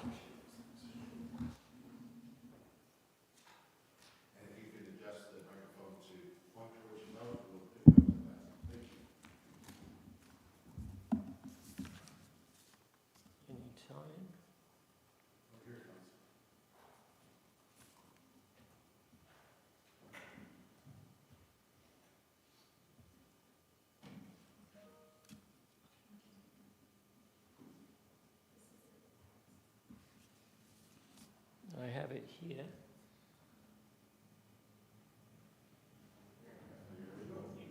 There we go. Good morning, Mr. Mayor, Council. I'm here today to provide some background in support of the motion before you today, which is a budget increase for CAP 7508, the greenhouse gas reduction project. To remind you of the process undertaken through my role as the Municipal Energy Coordinator, I completed energy audits of both Elevation Place and the Canmore Recreation Centre. The identified capital improvements in those two buildings will generate 30% of energy savings with an associated 19% of greenhouse gas reduction, and that's a combined number for the two sites. Those were combined into CAP 7508, which was approved by Council in 2025. The breakdown of funding for that project was to be 52% from the General Capital Reserve and a 48% grant contribution from the Municipal Climate Change Action Centre. Note that their grant was contingent on the town receiving a formal quotation for that work. Following Council's approval, town proceeded to retain an energy consultant who generated a pre-engineering report, which was then included in the subsequent request for proposal, which was issued through the Alberta Purchasing Connection. That was a comprehensive process. There were 2 opportunities for a site visit. 5 separate organizations attended the mandatory visit. 2 subsequent organizations had multiple site visits with subcontractors, and we resulted with 2 compliant bids only. Unfortunately, both of the bids were significantly over budget, and on consideration internally, we elected to cancel the request for proposal. However, having obtained the formal quotation from a qualified contractor, we were able to go back to MCCAC, who based on that quotation agreed and have approved of the maximum grant of $500,000, which would be a 50% capital contribution to an overall revised project budget of $1 million. If this motion is approved by Council, the town is intending to proceed as follows. Rather than proceeding with a bundled approach, we're intending to pick the project apart into smaller components, attempt to generate more value by working with more local contractors specifically on smaller components. We're going to bring both project management and project coordination in-house, again avoiding third-party project management costs. Of note, a number of the improvements identified in the GHG reduction project turned out to coincide with capital upgrade projects that were identified in the asset rehabilitation project, CAP 7410. Both of those projects identified will generate greenhouse gas savings, and so the intent is to bring those projects and combine them into CAP 7508. The resulting budget allocation is as follows. With the motion before you, the revised funding sources, CAP 7508 remains unchanged at $285,000. We're proposing to transfer $215,000 from CAP 7410 into CAP 7508. That then unlocks the full 50% $500,000 grant from the Municipal Climate Change Action Centre.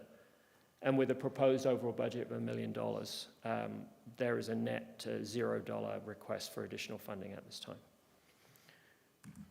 And with that, I will open the floor to questions. Thank you very much. Well, I can tell you, I love projects that increase in budget with a net zero ask of more funding. That kind of makes it easy. So yes, there's a question from Councillor Murray. Thank you, Your Worship. Thank you, Mr. Sinclair. It was interesting. I was part of a council facility tour for the Recreation Center and Elevation Place last week, and you know, when you go swimming or you go skating, you don't really think about the energy usage of a facility like that, but it's pretty incredible. So, you know, the greenhouse gas savings are definitely important. Something else that appealed to me when we originally approved this project was I guess, the turnaround time when essentially the project would pay for itself and we'd actually start saving money on a year-over-year basis. I don't remember that exact number. I think it was like 6 or 7 years with the original budget. Have you done any calculations on when this project will pay for itself based on these new numbers? Through you, Mr. Mayor. That project period will have been extended because we've increased the overall cost from $544 to $1 million. So that 6 to 7 year project will extend to 14 to 15. It's fair to say that all of the recommendations bundled together will pay for themselves well within the life cycle aspect of any of the infrastructure that's being installed. It's worth noting, particularly at Elevation Place, that some of the existing infrastructure is already in place. We're proposing to add a heat pump to the existing well, which provides free cooling at EP. And so it's a question of additional equipment rather than having, and making better use out of existing equipment.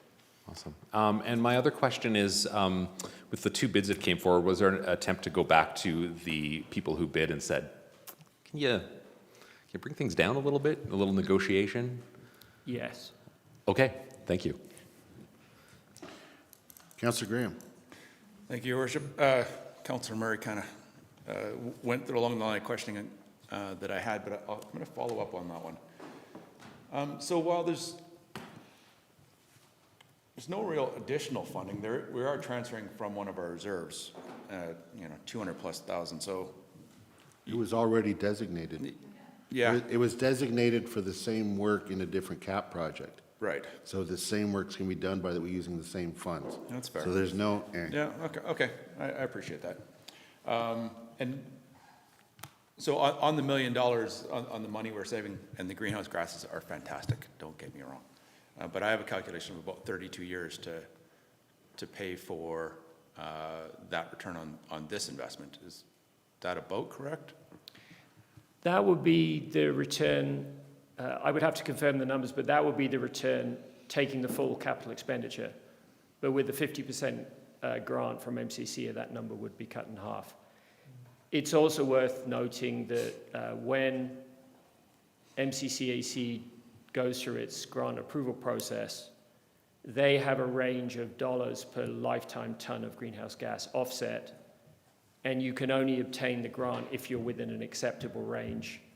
Even with that increased budget, and again, this has been approved by MCCAC, even within that increased budget, we are well below the cap at which the grant would start to be reduced in value as a result of the cost per ton of GHG offset. Okay, so they've got some qualifications and some specifications as to how financially we have to accomplish that as well. That's good to know. Thank you. Okay, thank you. Any other questions? I see none. Thank you very much for your presentation and answering our questions. So I will move that Council increase the budget for the facilities greenhouse gas reduction project, CAP 7508, from $544,000 to $1 million, with $500,000 funded from the Municipal Climate Change Action Centre, $285,000 funded from the General Capital Reserve, and $215,000 transferred from CAP 7410, Facilities Priority Lifecycle Maintenance. In speaking in support of the motion, time and time again, we are finding that costs just continue to escalate no matter what sort of project we're doing, especially in this post-COVID era and trade war era. It's very frustrating. What's really helpful is creative solutions and the willingness of partners to increase their funding. So I'm very grateful for MCCAC willing to increase the amount of funding, and I'm grateful for administration looking for those solutions to see how we can meet the terms of that grant and get the work done that needs to get done with no extra costs to our reserves and therefore the taxpayer. So I wholeheartedly support this motion and appreciate everyone's support. Councillor Graham. Thank you, Your Worship. I'll echo your comments, along with the town of Canmore's commitment to lower our greenhouse gases by the time we've dictated. This is important work. I do appreciate the additional funding and the desire for all of us to move forward with projects like these. Thank you. Thank you, Councillor. Councillor Mott. Thank you, Your Worship. Just want to express thank you to Mrs. Sinclair. Great job. I also want to thank admin and all the best as we value engineer our way through these projects, for bringing it in-house and unbundling a bigger price tag into something that we can actually get across the line. Well done. Thank you. Anyone else wishing to speak to the motion? Oh, Councillor Graham. Yeah, and just the ability, decoupling or putting these into multiple baskets, allowing local trades to participate in this too, is also, I think, a fantastic initiative of this project redesign. So I want to say I appreciate that. That's a good point. Thank you. All right, seeing no one else wishing to speak, I'll call the question. All those in favor? Carried unanimously. Thank you, everyone. Okay, this moves us on to item H3. This is Destination Stewardship Council. This is a request for decision that I've prepared and put for you for consideration today. Just to give a little bit of a background on what this is, because we have talked about this before, slightly. Originally in Banff, the idea of pursuing a Destination Stewardship Council was approved by the past Banff Council. And in talking with proponents at the time, I brought forth a request for decision to support those efforts. Basically, when Banff came calling, answer the call and say, yes, let's have a discussion. However, it was set to come back at a time, and it hasn't come back yet, because quite honestly, as we know, our municipal administrations are going full bore, and they have their plates full. And while it's a great initiative, there needs to be resources to do so. And so since then, though, there has been an election.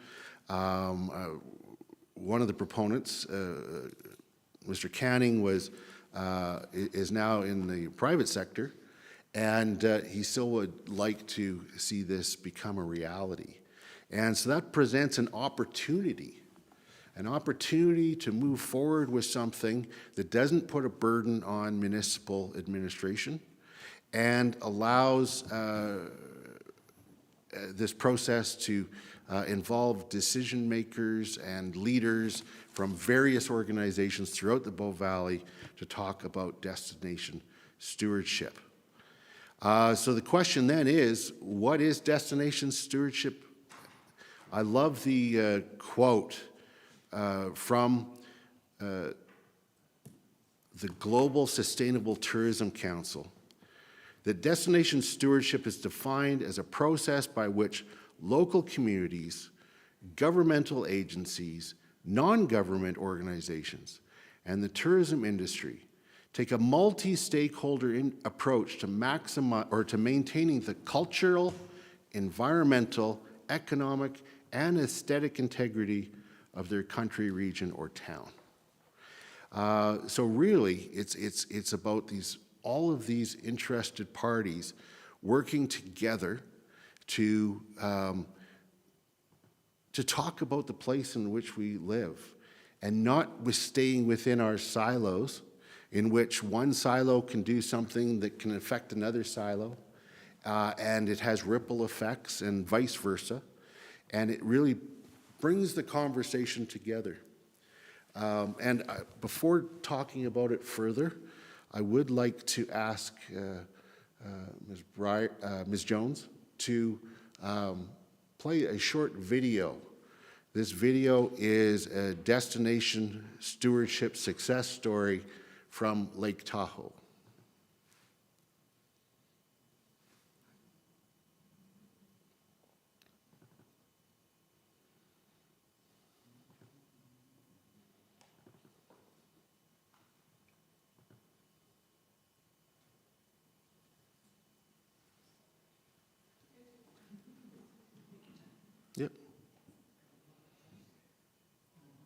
Builds everyone's anticipation.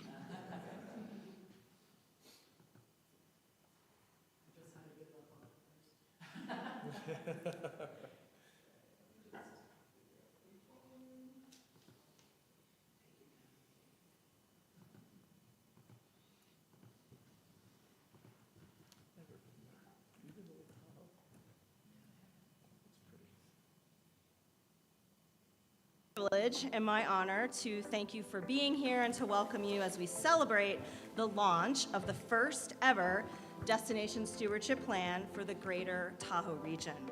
As you know, we have multiple jurisdictions in Lake Tahoe, including multiple counties, incorporated towns, and really all of the issues are cross-jurisdictional. So the approach needs to be all of us coming together to share the solution and share in the participation. Our best results in our region come when we participate and collaborate and solve our problems together. It's not just people coming together, writing down on a piece of paper what we want to do. It's really about getting things done and taking action. It's about getting ambassadors at high-use rec sites. It's about more microtransit. It's about more litter service. It's about sled hill cleanups. It's really about addressing the problems that we heard from so many people that we know we're facing.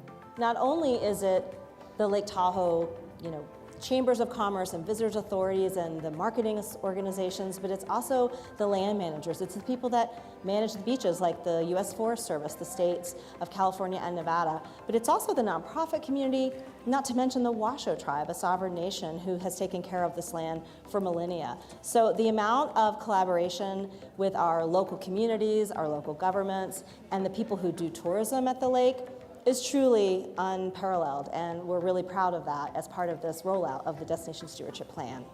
Really, it's such an impactful group of people that have come together. They have their own missions. We'll continue to do our work within that mission statement or that vision for each one of our organizations, but we come together around this passion for our environment in the Lake Tahoe Basin and also to preserve the economy, which is around tourism. Key elements of this plan that resonates with me is the education element, with the idea that if people know the Tahoe way, as I'd like to describe it, is you come here, you play, but you play with respect. You come here, if you work here, you do so with respect. We can make more investments on providing access to the national forests rather than cleaning up after people when they've been on the national forest. The most important aspect of the Destination Stewardship Plan is to really bring the action items to fruition that the plan calls for so that we are taking care of the issues out there, solving for transit, solving for congestion, solving for waste stream management, to really bring the experience for visitors and residents of the region, elevate it for all. One of the first things that we have already done actually to implement a part of this plan is the microtransit system, and I have that right here with us, AltaLink. The other thing that we're implementing or working on right now, you can see behind me, we have the Tahoe Blue Event Center, which is almost completed. And really the purpose of that is to add to our shoulder season visitation and disperse our visitors year-round and provide meaningful work for our workforce here.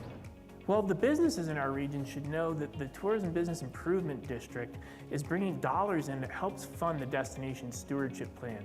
And the most important part of that is that we are providing a new future for our region. We're providing the action plan that is going to provide steady economic growth and development, steady business, steady tourism, and it will also allow us to manage all of the impacts that tourism brings to our region. The one thing we all have in common is that we love this lake. We have common ground in wanting to protect this lake. But it gets complicated because people have different missions and different goals. And so this plan truly tries to harmonize all of those goals in something cohesive that we can all then row in the same direction to make sure that tourism respects our lake and also supports our local communities. I'll ask all of our partners to come up. We're going to sign to officially start this brand new first ever Lake Tahoe Destination Stewardship Council. And before we do, I just want to remind you all that everyone has a role to play in helping us take care of Tahoe. Thank you.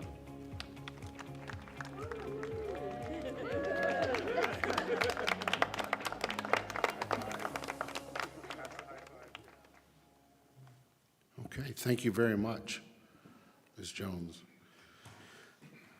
So as we saw there, I mean, and that's the Lake Tahoe example, every Destination Stewardship Council or Destination Stewardship exercise will produce an outcome that is aligned with the area in question. So it's not that we're going to do exactly what Lake Tahoe did, but you can see how the partners have come together, find the common ground, find the common working together for the place. And we can do likewise here.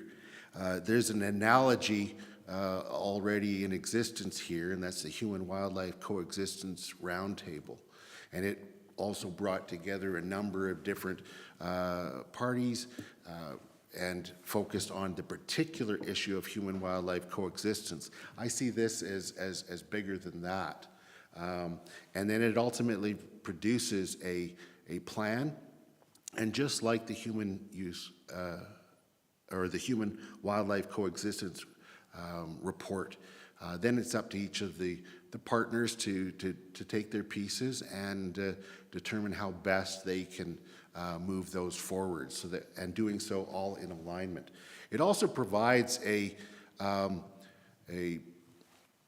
place where there can be good communication between the parties, and making sure that as things go forward, we understand ripple effects, both economical, cultural, environmental, and its impact on residents and visitors alike. So what would moving forward look like? Well, it really means getting going with this. Rather than waiting when there is the ability to do so sometime down the road, it's really being those leaders in community development, environmentalism, and economic development, to work together to make sure that we have alignment with all the players and with the place. It first involves establishing a steering committee. That steering committee is going to be comprised of those partners who come together with some funding to get it going. And they will really start to put the pieces in place, determine governance, determine, are you putting out invites, encouraging participation, and getting that council set up so that the council can then get about to do the work of creating a destination stewardship plan and to be facilitating those conversations. The funding would go towards, it would be used by the steering committee to basically hire some support, facilitation, to allow it to move forward, but all the decisions would be made by the steering council and then the destination stewardship council, or steering committee and then the council. So I'd be looking for your support for this, and I'm going to, if supported, play a leadership role. I would be reaching out to our friends in Banff, reaching out to Parks Canada, the MD of Bighorn, the Stoney Nakoda, environmental organizations, tourism organizations. And I'm already happy, since this has hit our agenda, to have, as you know, we've received letters of support from Tourism Canmore Kananaskis, as well as Alberta Parks. And given the leading edge work done in other places, I think us moving forward with this in the Bow Valley is such an integral piece to making sure that as we develop and protect this valley, we're doing so in alignment with one another.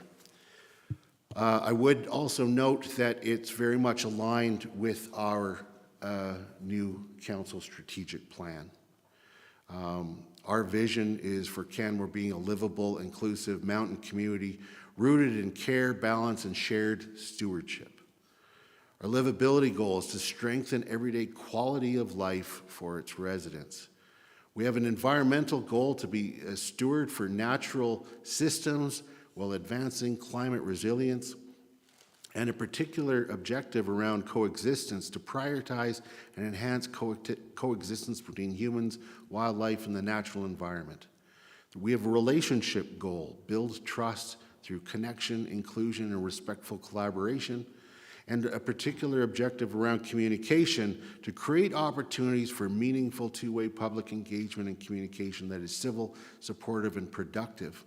And on that, I would note that a key element of destination stewardship is public engagement, really getting that full perspective from those who have an interest and a passion for this valley. And it also aligns with our economic goal to cultivate a resilient economy and specifically embrace sustainable and regenerative tourism to the benefit of the community.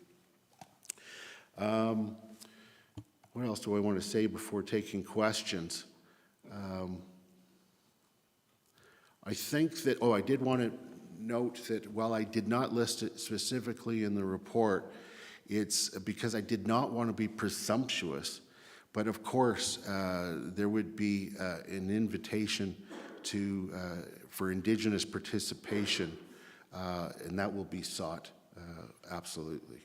So I think I'll now open it up to questions, and Councillor Graham. Thank you, Your Worship. Really appreciate you bringing this motion forward. This is one of the topics that came up during the campaign, and one of the things that I pushed forward during that time. You spoke well to the alignment with our strategic plan. I really appreciate you noting that Indigenous consultation will take place in this, and there will be invites to that.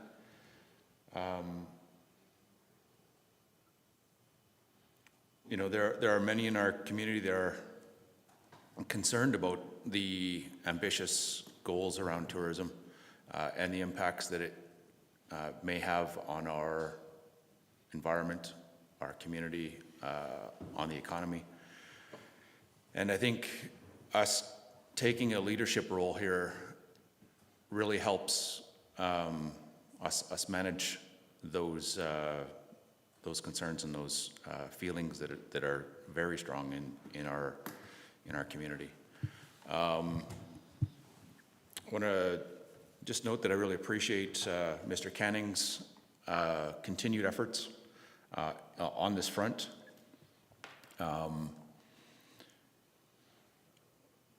You know, this will take a collaborative approach across the entire Bow Valley. There are ripple effects that decisions that we make, that other communities make, that other organizations make, that have direct impacts on the Bow Valley. So I'm appreciating all of those remarks, and I agree with everything you said. Just, do you have a question at this time? And then we can also speak further around when I put a motion forward. Yeah, sure. In your steering committee, I didn't see that there are Alberta Parks and Parks Canada, but I didn't see an actual environmental representation there, and then not explicitly it's listed Indigenous representation there either. I wonder if you could speak to that just a tad. Yeah, so in the steering committee, which is the group that's basically going to break the inertia, okay? I see them mostly involving the land managers and those who provide funding. But that's just to get the ball rolling. The real work is done by the Destination Stewardship Council. And the components of that, I certainly hope will have an Indigenous representation. And I certainly expect we'll have environmental representation, as well as other groups listed. So it's really about getting things going and getting that council set up so that it can govern its proceedings, and it can function to move towards setting up a way of being that enhances communication and creates the report. So the answer is yes, of course. It may not be part of the original steering committee, but that's not to say there's also not advisors. But once again, the steering committee is just a small moment in time until the Destination Stewardship Council is going, and that's where the real work gets done. Thank you for that. I have one more follow-up, if I might. Yeah. So we've got a budget of $150,000. Canmore's putting in 40. I wonder if you can speak to the expectations from other organizations as to the funding amounts. Yeah, so I'm very optimistic that the full 150, and it's an educated guess as to what is needed over the course of the next year or two to cover costs of administrative support, to cover costs of facilitation by experts, and various costs along the way that these things incur. It does not need 150,000 to get going, and that's why I put that the 40,000, if we support that from Canmore, would be contingent upon at least 75,000 being attained. I'm really confident that we'll get to that in the very near future, and that we'll get beyond that in the short term as well. Being the largest centers, the suggestion is that Town of Canmore and Town of Banff each come in with 40,000, but then there's other funders as well, adjusted to their size and whatnot. There will be no money spent by Canmore unless we get the necessary funds, the 75,000 at least, and then we can really get going. And of course, none of those funds would go to steering committee members or their representatives. It would be used for like I say, the administrative support, facilitation, and various costs along the way to get this going and operational. Thank you, and sorry for speaking to the motion before I was No, supposed to speak. I appreciate the passion. I appreciate the passion, and you'll have another chance to add anything further. Thank you, sir. Okay. Councillor Marin. Question. Yeah. Thank you. Yeah, thanks. I will speak to the motion.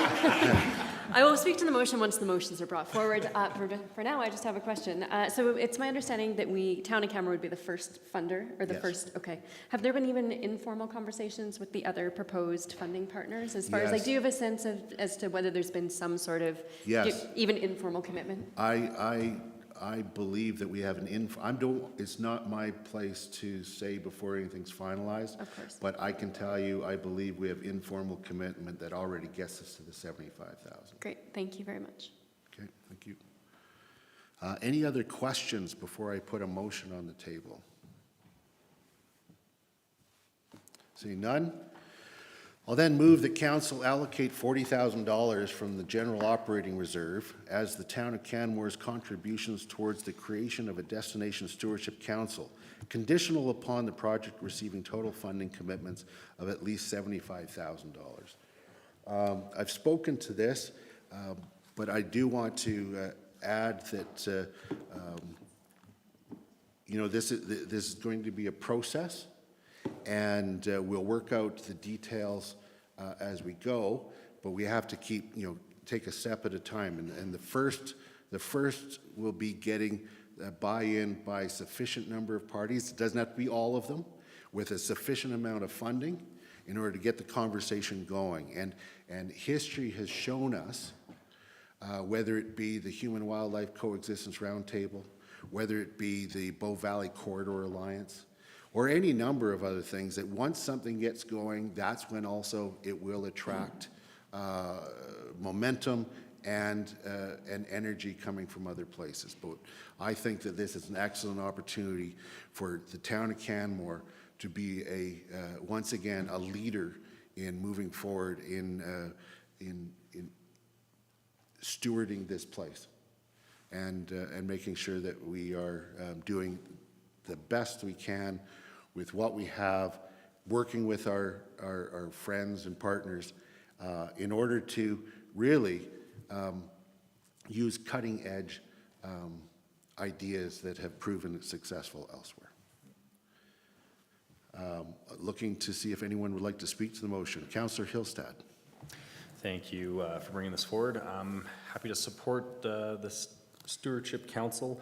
I think it's important just for Canmore and the Bow Valley for now and into the future with the demands of tourism that are going to be placed in our region, with all the things going on in our province and how tourism is trying to be expanded. So I think we do need this, and I think it's a small amount to get the ball rolling, and hopefully it gains some traction and we see great things. Thank you, Councillor. Councillor Marin.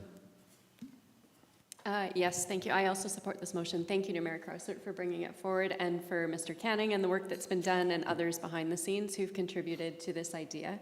I like that it particularly aligns with the new part of our strategic plan, although we've made minor changes, and Mayor Crowsert, you spoke to these very well, but in specific, the economy goal and the objective of tourism and embracing sustainable and regenerative tourism. So I think it aligns very well with that, in addition to other portions of the strategic plan. I'm excited to see what comes out of this work and fully support getting this going. Thank you, Councillor. Councillor Murray. Thank you, Mayor Crowsert. In my previous life as a radio host, as I was phasing out of that career, I put a call out to the community. Anyone who would love to come on the show with me to talk about something locally relevant, do so. And Mr. Canning reached out, and we had a fantastic conversation on air about human use management.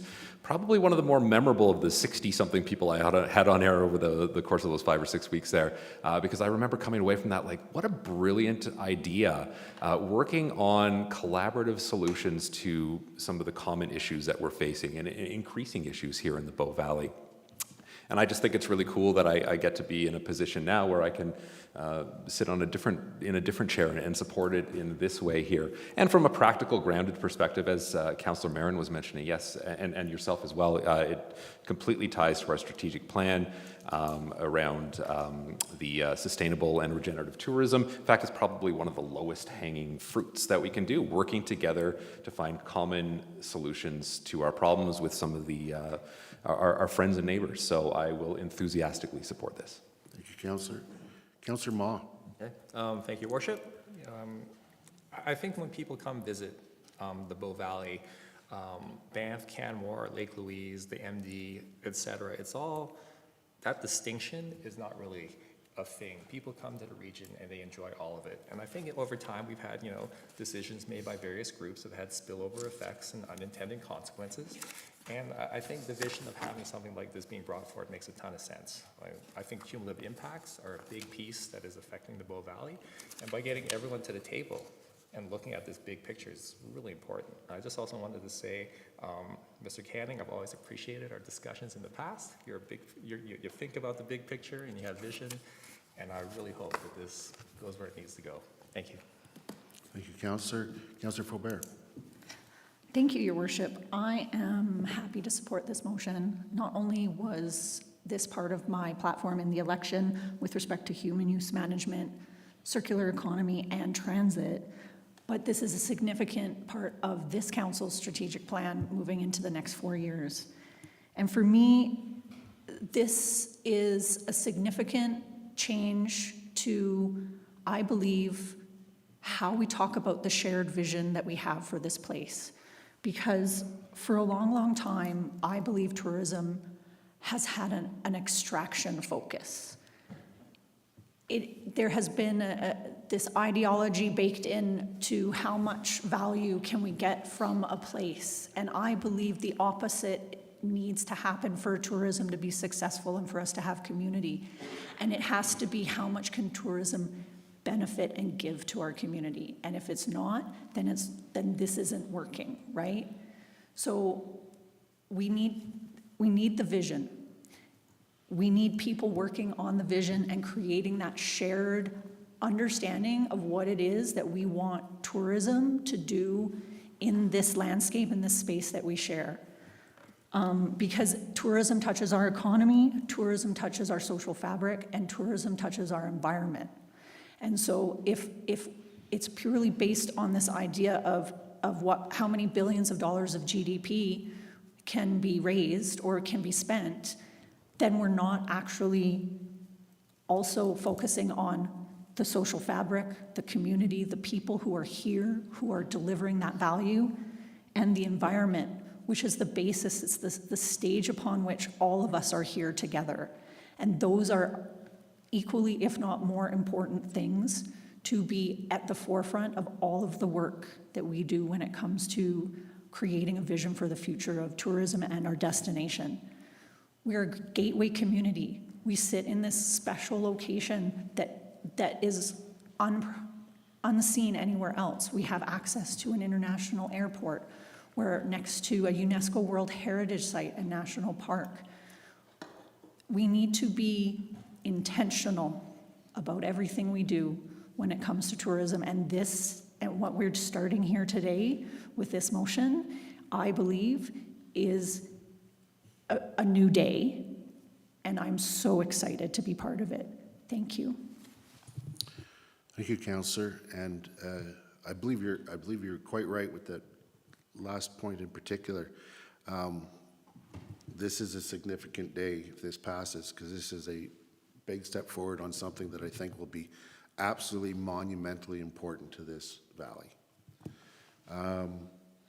Seeing no one else wishing to speak, because you all have so eloquently, I will now call the question. All those in favor? Carried unanimously. Now I will move that Council appoint Mayor Krauser as the town's representative on the steering committee tasked with establishing a Destination Stewardship Council.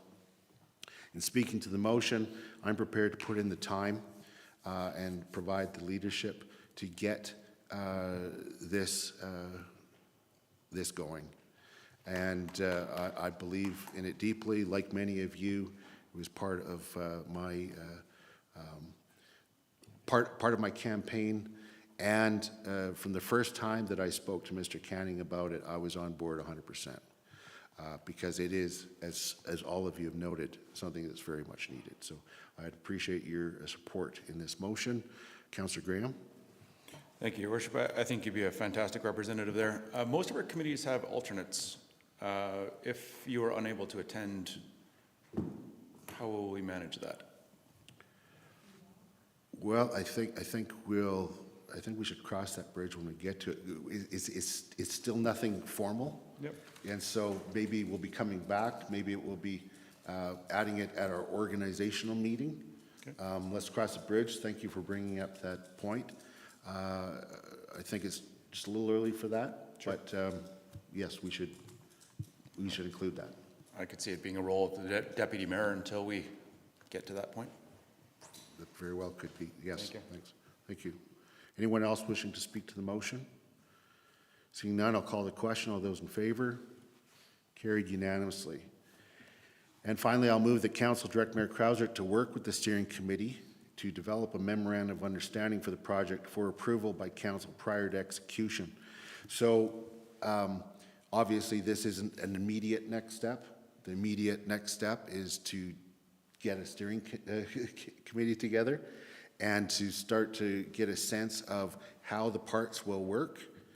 And so then a memorandum of understanding can be created with all of the partners so that we're all on the same page going forward. And so that would be how I see that coming to fruition. And so that you will have it come back to you before a Destination Stewardship Council is in place. So you know what that looks like. All right. Any questions or anyone wishing to speak to this motion? Seeing none, I'll call the question. All those in favor? Carried unanimously. Thank you, everyone, for your support. And I would like to, now that we're done that, I would like to thank Grant Canning for bringing this idea to the Bow Valley and working to get it going. It's going. Okay. All right. All right. So now on to our last agenda item. H4, potential livability budget amendments as a result of Bill 28. Are we going to have since I'm postponing this, we're not going to have a presentation. Okay. So I will be moving a motion to postpone, and I'll just give a moment for that to hit the screen. There we go.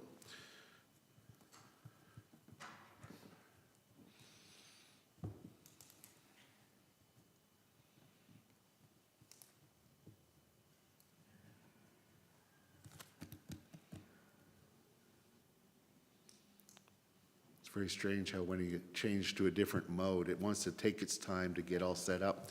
But you know what, maybe it's giving us all the opportunity to just take a breath and be right here, right now, and so we can head into the next item.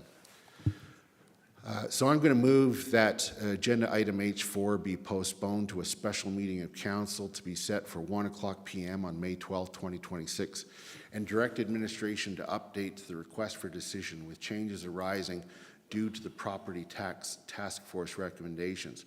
Now, I know amendment is going to be brought forward here, but I should just speak to the context of this so that it will then also inform our discussion on the amendment.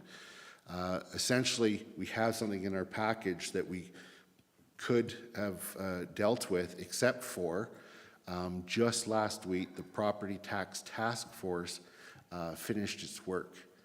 And part of that work, so there's two parts. One was on a property tax policy recommendation, which was approved unanimously, and it's going to come forward to us. And the other part was a few recommendations with regards to the Livability property tax program implementation. That report is just being finalized very quickly so that it can come to council for consideration, also at a special meeting, this special meeting next week. And given that it addresses matters contained in the reports today, it would be premature and also ill-advised for us to consider today's, this matter today, since we need further pertinent information that we now know is available. So that's the context. Now I'll turn it over to Councillor Faubert, because I believe that you would like to move an amending motion. Thank you, Your Worship. The motion to amend would add at the end of the motion and include canceling and delaying the livability tax program for a year to the analysis of alternatives after property tax task force recommendations. The purpose of my amending motion is so that next week, when council is considering the information in front of them, I was hoping to have a broader range of potential options, including a year's delay or canceling the program altogether. I want to remain open-minded, and I'm interested in understanding the property tax task force recommendations as well, but I think that there's some alternative analysis around a delay or canceling that would benefit council's decision-making, and I was hoping that, and I thought that this motion would help communicate that expectation and help us make that decision next week. Thank you.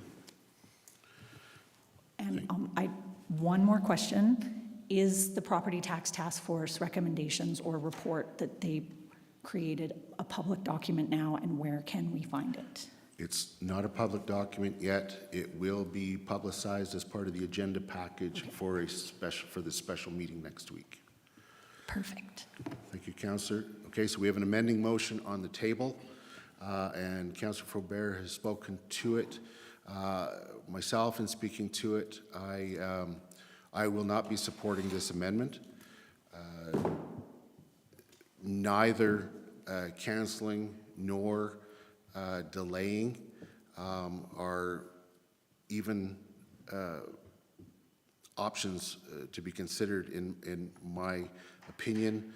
We have made several decisions time and time again to be moving forward with this program. We have put in endless number of hours, a lot of funding and work to move forward in this direction. We have defended ourselves on multiple occasions in the courts successfully. We have worked with the government, and there is currently an amendment to the Municipal Government Act that specifically deals with this program, that allows it to go forward with the condition that it does not apply to Albertans' second homeowners. And so I believe that we are past the point of canceling or delay. Our community needs the funding that will come from this program, and that need is not going to go away, or can it be delayed in its satisfaction? So I will not be supporting this motion. Councillor Marin. Thank you for both your comments. I will support the amendment to the motion. This is the first time that we have reviewed the livability tax since the changes with Bill 28 and with the property tax task force recommendations. So I think having all of those options available to council is important because there have been significant changes. It doesn't mean that we are going to cancel or delay, but I think having those alternatives spelled out for council as alternatives is an important part of this decision-making process. So I support seeing what those options look like when we have this discussion next week. Thank you, Councillor. Councillor Hillstad. Thank you for bringing this motion forward. I'm not going to be able to support it either. I think that, you know, these are still options regardless of whether it's part of this motion or not. It's up to us to choose what we want to do next week with these. I think the important thing is getting that information and assessing it at that point. And again, to Mayor Cossert's point, we've been dealing with this for years now. We've gotten to a point where the province has okayed it with some changes. We've won multiple court decisions. I don't see a point in canceling or delaying because we've already delayed, and all it does is hurt our community, so I can't support this motion. Thank you, Councillor. Councillor Murray. Thank you, Mayor Crozert.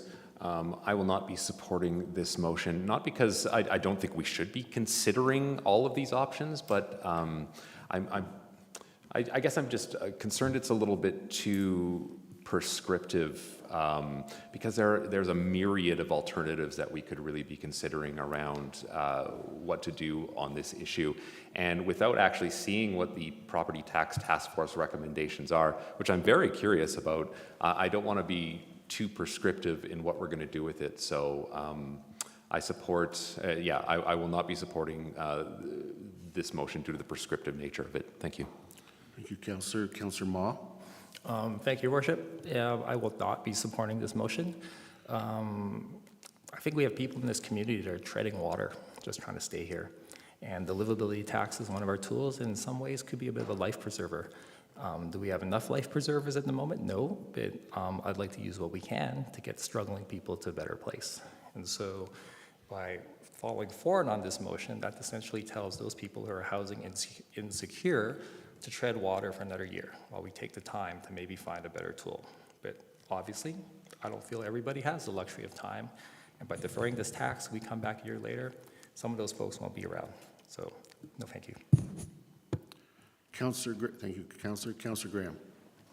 Thank you, Your Worship. I also will not be able to support this, as many of you have stated so eloquently. This is a critical need in our community. We have projects that are moving forward. We have at least 1,000 units of non-market housing that need funding as soon as we can get it to them. As Councillor Moss stated, there are many in our community that are incredibly vulnerable to the market forces that are currently taking place. Delaying this or canceling this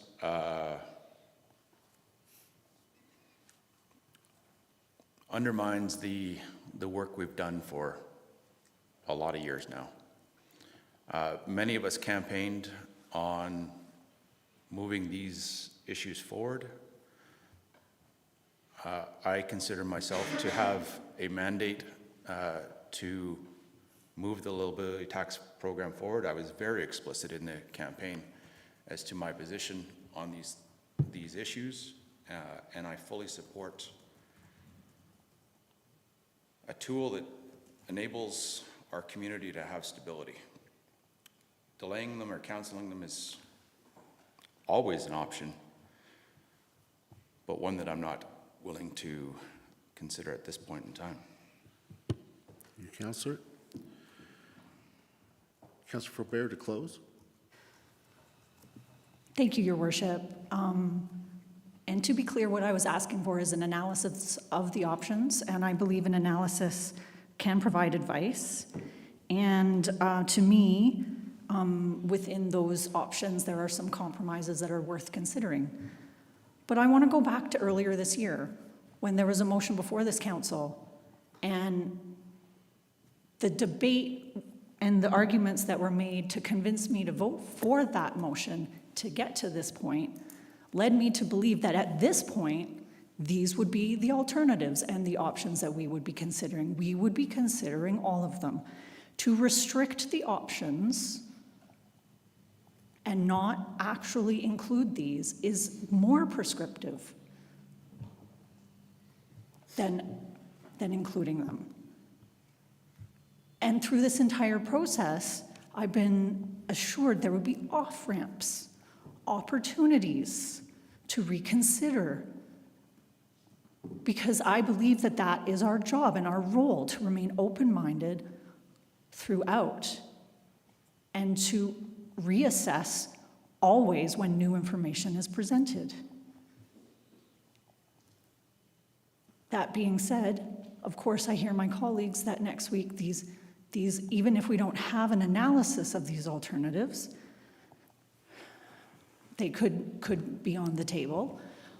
But I'm here today, and I had voted for that past motion with the understanding that this was the route we'd be taking. So I'm a little disappointed. And that is why I made the motion, because this is the information that I need to fully consider everything. I've not made up my mind. And so I thank my colleagues for their debate and their consideration, and I look forward to next week's meeting.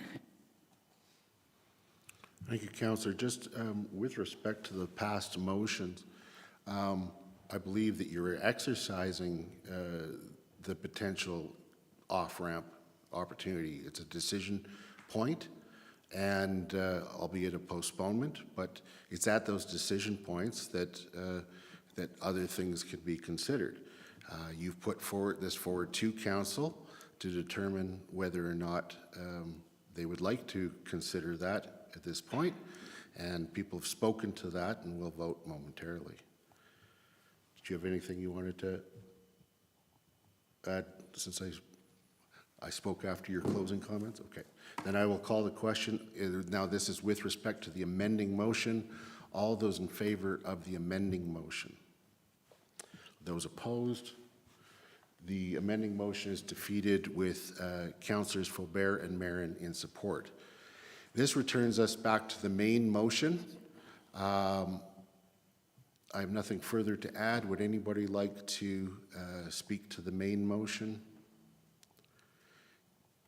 Seeing none, I'll call the question. All those in favor? All those, that's carried unanimously. Thank you. I will now move that we adjourn. All those in favor? Carried unanimously. Thank you, everyone.